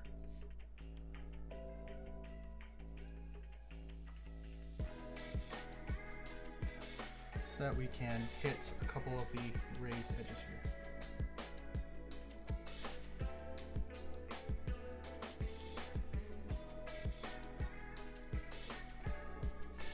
Kind of doing like cross hatching, except I'm only doing one like side to side movement just to get a little texture in there. All right, and now we are going to do a little bit of bronzing. And so what I mean by bronzing is essentially what I'm going to do is I'm going to take this orange wash, which is called Fuegan Orange. And what you can do with Fuegan Orange is it's a nice matte orange wash.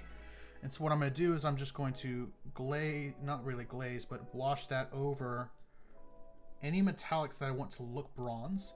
And when it dries, it's going to have that bronzy orange color to it. And it's going to look very nice. That is what I used on this guy, the front of this guy's flamer, and on his backpack. So you can see it turns out really, really nice and looks quite a bit like bronze does.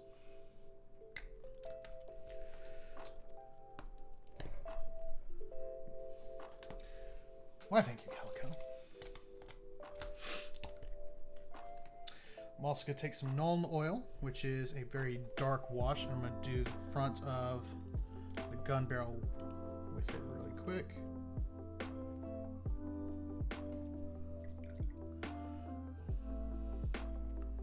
Make a little bit of it away.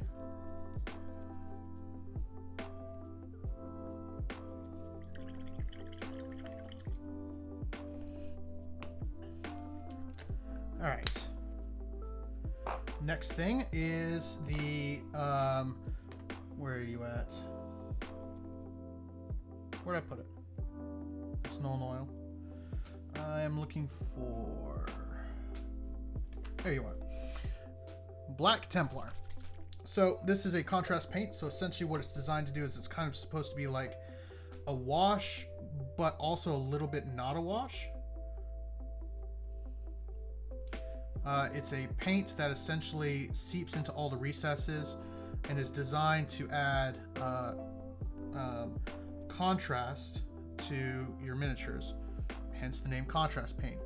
It will seep into the edges and it will leave a little bit of color on the surface, which will darken or color the surface that you're using. And it will also seep into those recesses and darken those as well. But what I'm going to do is I'm going to cut it with a little bit of water, and I'm just going to apply it over these shoulder pads. Maybe a little bit less water. Just that they look both metallic and black.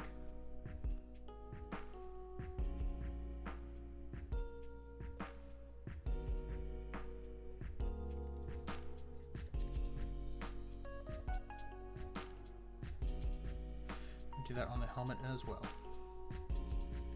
I'm going to try to avoid the little symbol on the little gold symbol on the front. Just going to hit the tops of the helmet.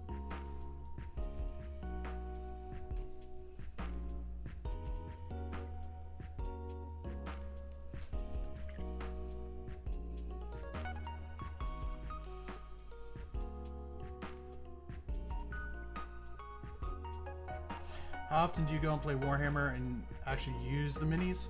So it depends. I try to go at least once a week.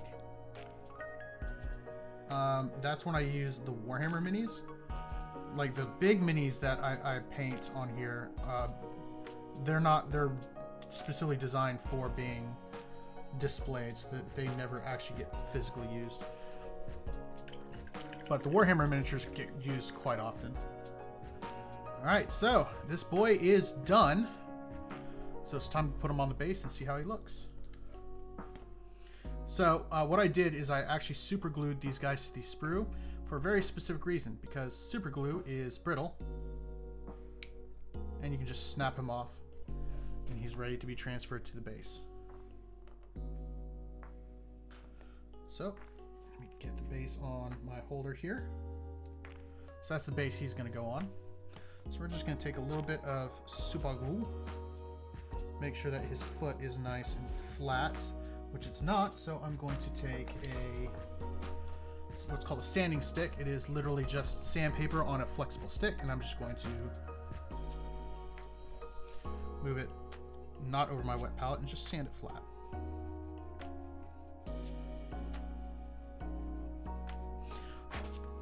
Okay. And then we're going to take my super glue.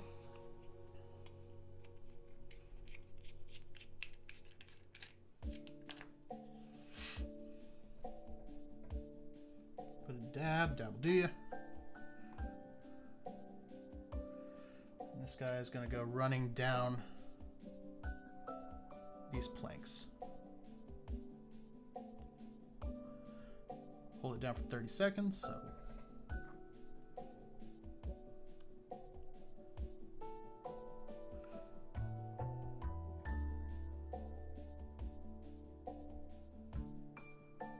and there we go.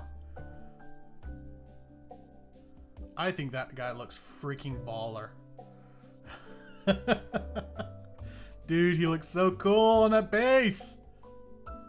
All right. I'm so happy with that. Well, let's set him aside and move to the next one, which will be our sergeant.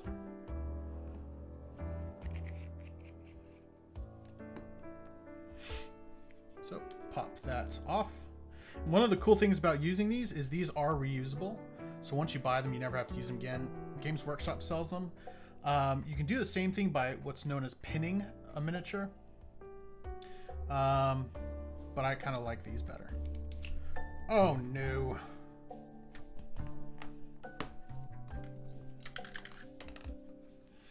Well, he broke off his pin. So that happened. So he's gonna have to wait as I will need to re-glue him to his holder for the final bits. Well, I guess I could glue him to his base prematurely, and we can use the base to finish it.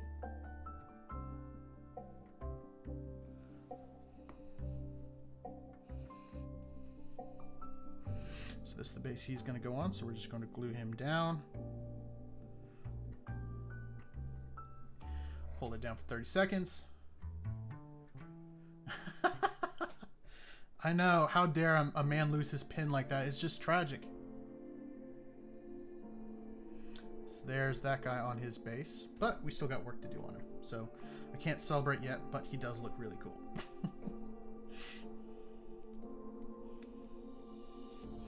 My goal for these miniatures was for the first time to have unique bases for all of them. My Necron army, they all have the same base. It's like a neon green under crackle paint, which looks super cool, but they're not unique. They're all pretty much the same look. So I wanted all of these guys to have a unique look to them. Good grief, I am putting my pan in paint. Stuff's falling over.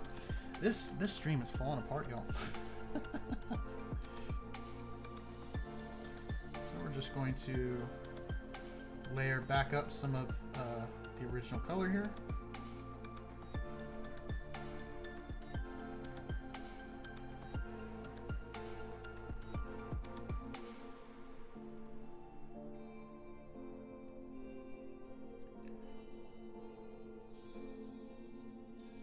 So we have nice contrast from the wash, but we want to add even more contrast by bringing those colors back up to the original color. That way the dark bits on his uniform really, really stand out.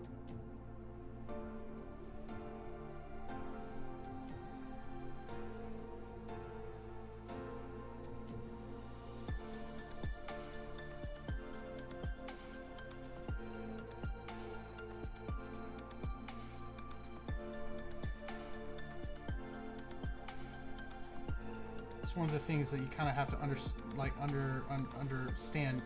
Jeez, what is with me today? I am stuttering like crazy. I mean, I've stuttered before, but not like regularly, and this is weird. Anyway, contrast is extremely important when it comes to tabletop miniatures, especially for like war games and stuff, because contrast is what makes those details that you're painting in stand out on the table. If your paint job is really subtle, then you're not really going to see it when you're 3, 4, 5 feet away on the tabletop. So got to make sure that you have really, really nice contrast between your lights and your darks, that all those really cool details on the miniature and all the hard work you put into painting actually are able to be seen and are visible. Words are hard, Calico.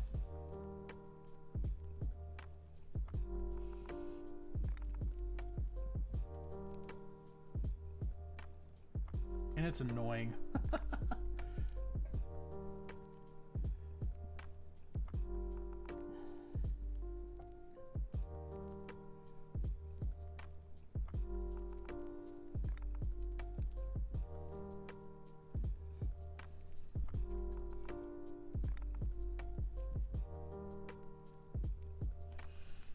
English is a messy language, but my mind is even more messy, so that just makes for a bad time all around. Messy brain with a messy language.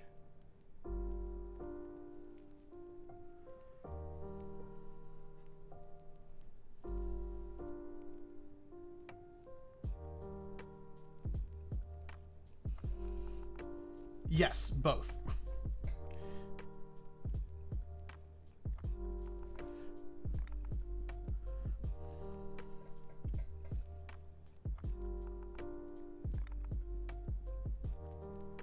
My mind is both messy as far as ADHD and dirty as far as I have dirty thoughts. Mostly dirty jokes, but dirty is as dirty does, I guess.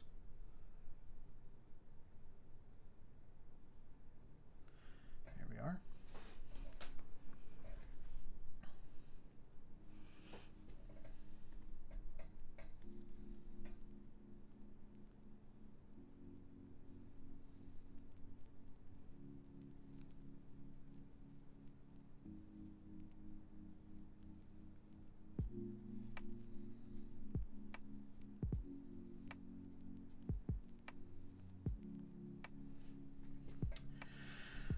Nobody makes a t-shirt for a joke.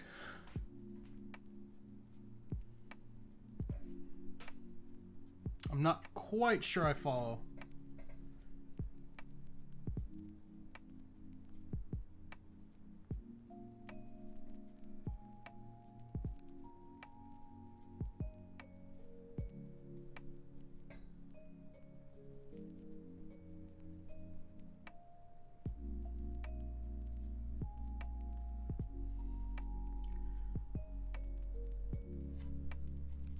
Oh, fair.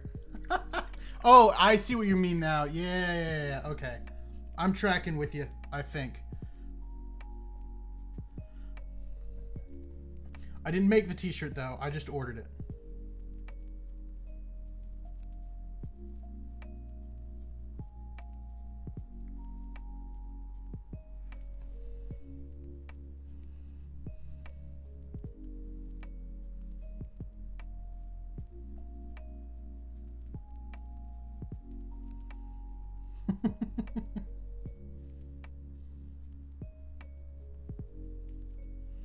Absolutely.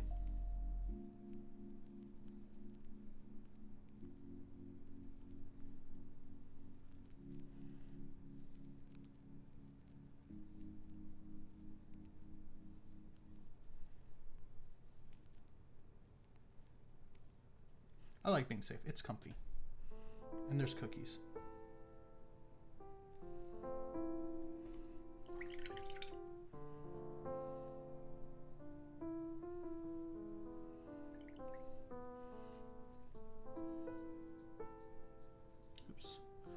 this paint here is drying out a little bit, so let's go ahead and put some water on it.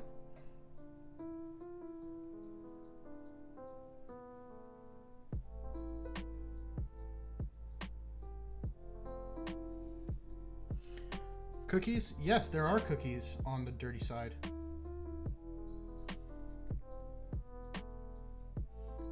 It's like the dark side, but there's more jokes.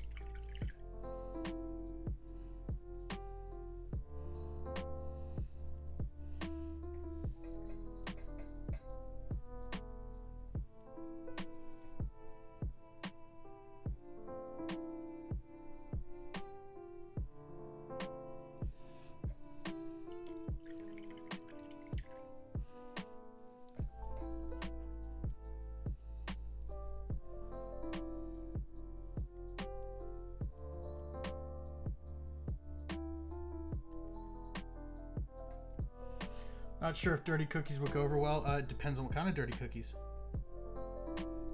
What if they're like dirty fortune cookies?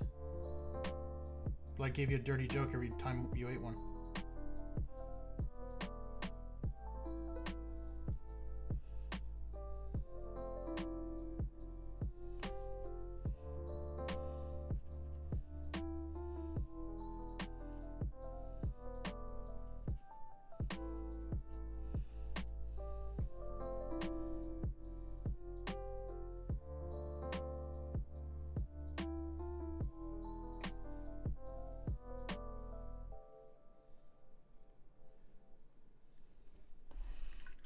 Are, and then we'll take some of our light blue, or technically it's a light blue gray, but just add it to the edges here.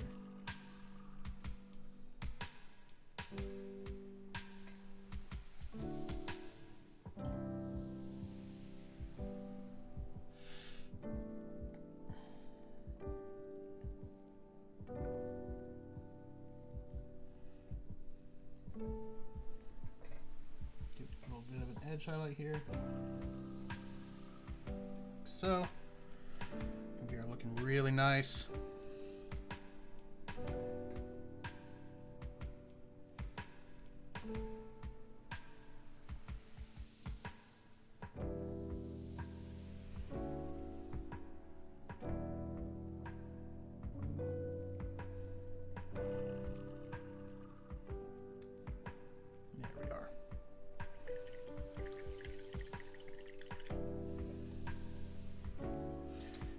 Take a little bit of that.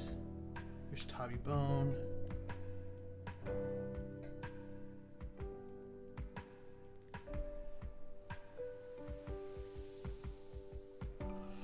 we are. And one thing I didn't do on the last one because it didn't really have it is the backpack on this guy does have a few details that we can start highlighting up.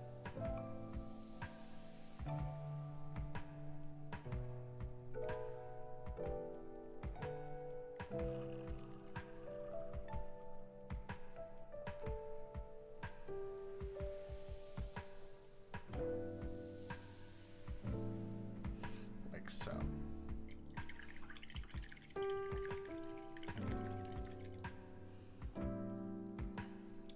All right, so I do think he's done for now. I do want to do a a glow effect. Oh, you know what? I'm not done because I wanted to do some.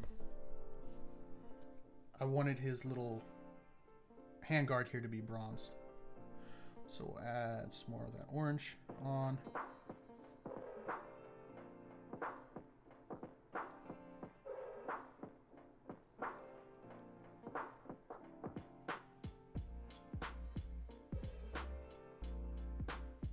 There we are.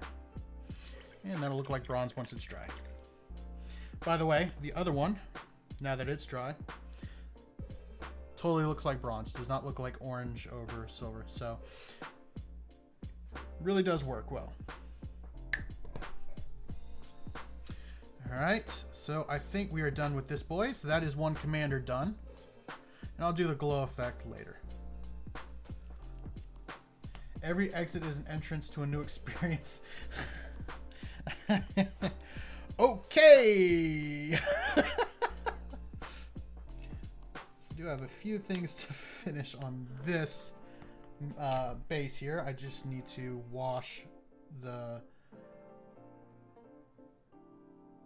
apply wash to the new texture paint we put on. I'm just gonna kind of feather it out too, so that we're not all of a sudden don't have this just one giant glob of wash.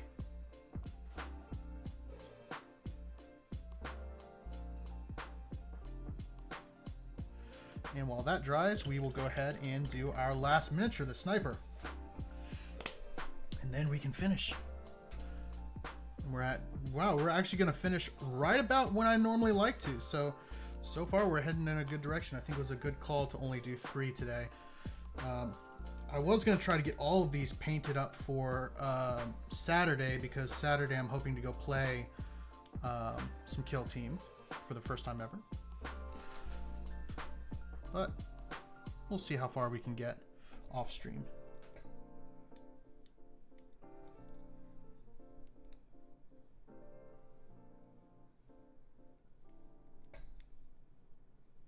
This guy's not going to have a ton of highlighting up to do because he's kind of kneeling down, so a lot of the highlights aren't really going to be super visible.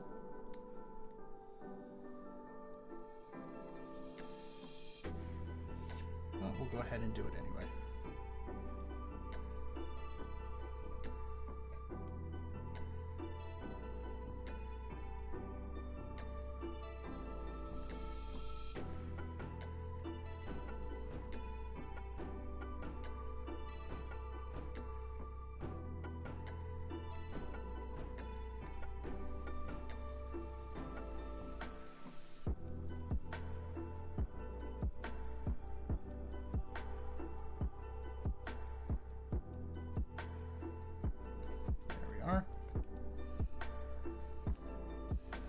And we'll do here.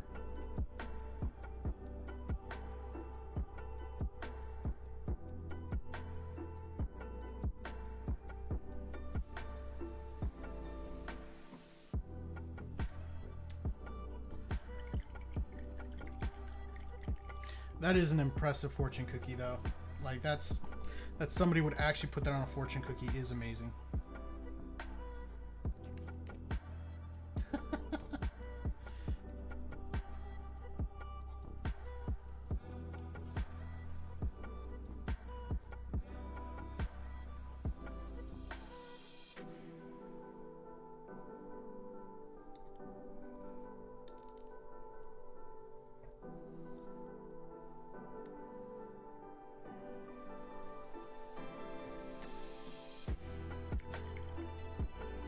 Yeah, see this particular miniature, just with the pose, is going to be incredibly simple to kind of highlight up, because there's not a ton that's actually visible because of the position of his gun.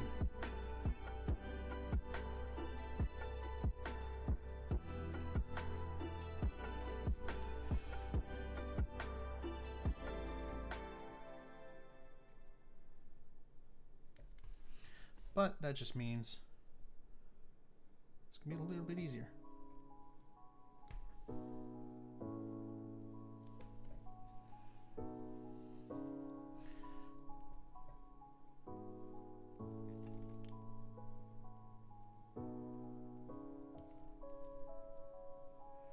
So kind of reading up on a little bit of the lore of Death Korps of Krieg, it was kind of interesting. So essentially, their entire planet is basically in constant war, which why the Death Krieg are kind of like the elites of the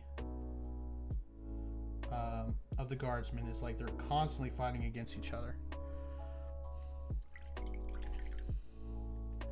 which means that these guardsmen in particular are so veteraned that there's literally like no one who can beat them in battle. As far as like on a normal level, like Space Marine would absolutely murk every single one of these guys. But they're basically superhumans. Not basically, they are superhumans.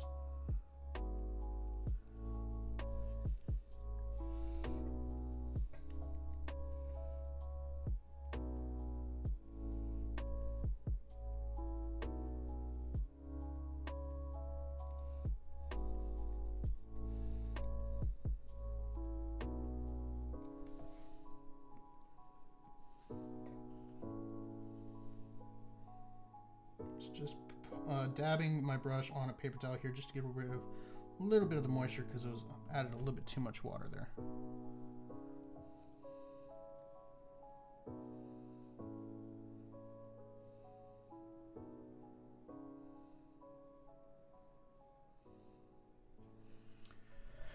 How does a Space Marine beat Superhuman? No, a Space Marine is a superhuman. So Space Marines have what's called a gene seed.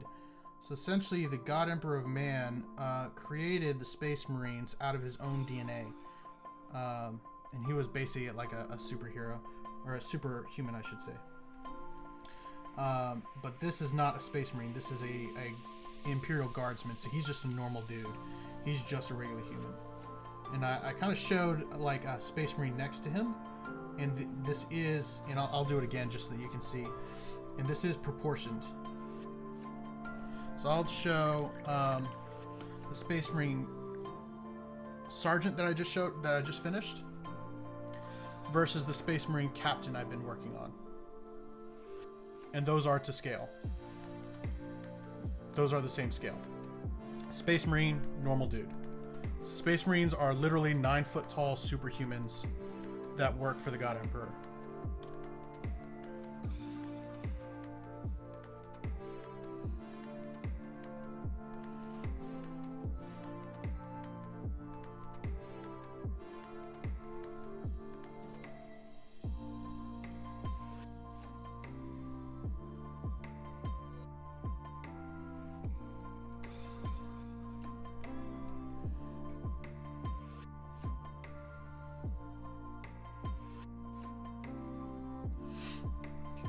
Finish up with the contrast paint on his helmet and pauldrons, and then this boy, I believe, will be all done and ready to be based. I think this guy's gonna look the coolest out of all of the guys, because I kind of did his base in a way that would put him in a cool position in pose. I'm hoping it'll work, because I haven't dry fit yet, because they were on those little sprue things and didn't really fit yet.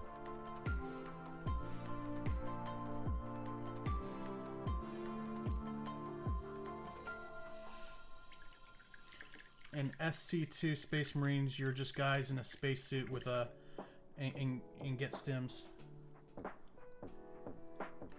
Yeah, well, this is 40K.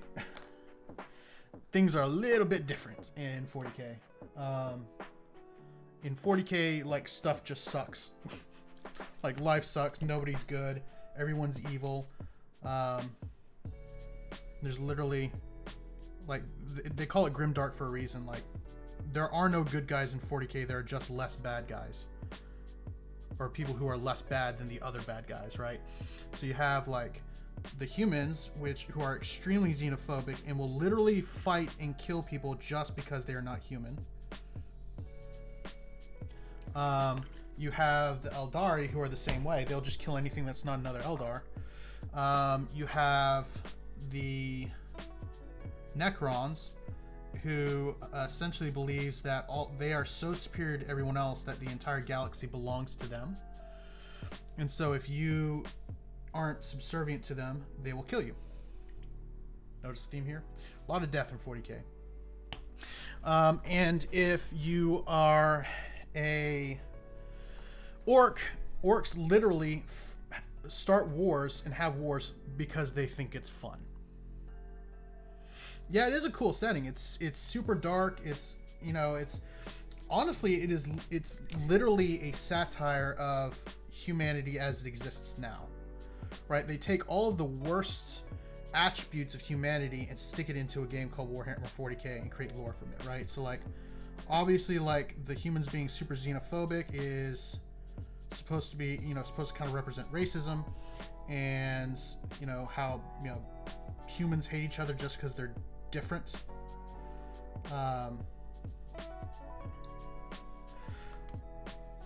You have like the orcs who fight for fun, you know, and a lot of the lore is super dark and gritty, but overall, like, if you actually pay attention to like what they're doing, it's actually quite funny a lot of the times.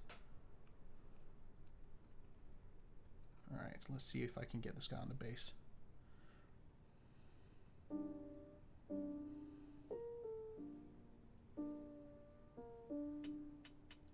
what we can. I was worried that I wasn't going to be able to fit him on this base because there's so much on it, because these are small bases compared to what I'm normally used to.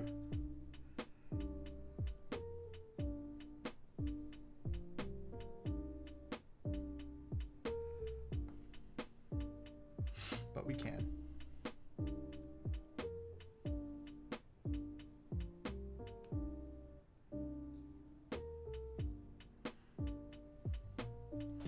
Alright, we'll hold it on for... Oops. There we go. And there is the sniper. Dude, he looks so freaking awesome. Alright, so last touches on these guys is going to be painting the rim black, which is always the last step that I do.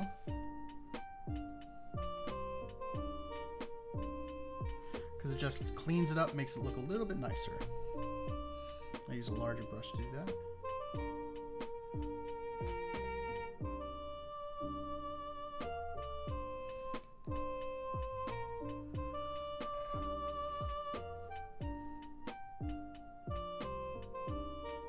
Right, yeah, I kind of got that.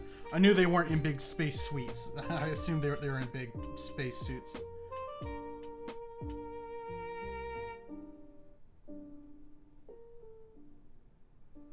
All right. Number 1. Number 2.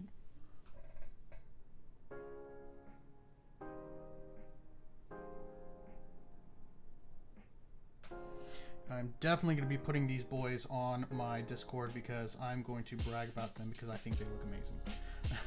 And they didn't take too long to paint either. Which is why I'm kind of going all out on the basing as well, because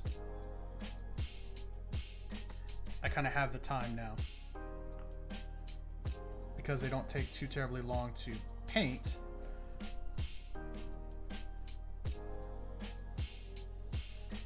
We can just go ahead and add some extra awesomeness to the bases.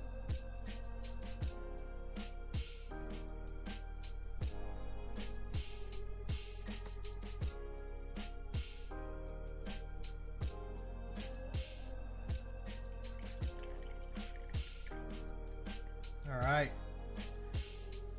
I have French. I don't know. It's always the French's fault.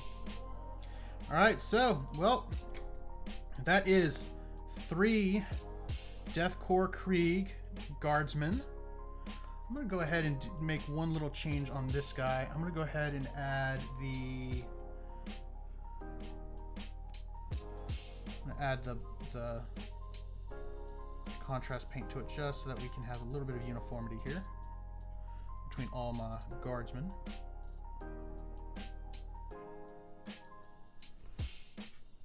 And the very last thing to do is to give them their honorables.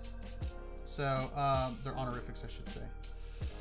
They have a badge that each one of them would wear. I've put it on this guy, but I haven't put it on the other guys yet. It's just a little red triangle on their collar. So, I'm going to grab my red. And that was just, why did I shake the bottle like that? I don't know.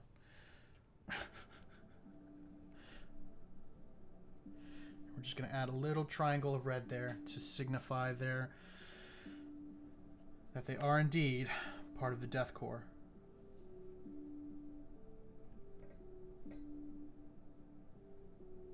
Before I do that, let me make sure I'm putting it the right way. I'm running out of room.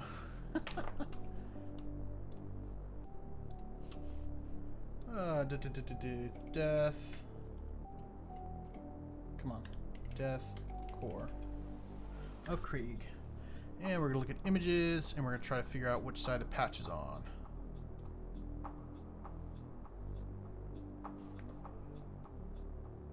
These pictures don't have them, so I won't worry about them in that case. We're done! We now have 4 out of 10 Death Corps boys all finished and ready to go. So, we are at 2 hours and 30 minutes, so perfect. I'll go ahead and post some really cool pictures of these boys on my Discord so you can get a better look at what they look like. I'm really happy with how these guys turned out, especially since this is my first time doing any kind of like basing like this. I think they turned out really cool. I'll go ahead and once I'm finished everything, I'll go ahead and post like pictures of the whole kill team together. But for now, obviously, we only have the 4. But guys, girls, it's been an absolute pleasure as always.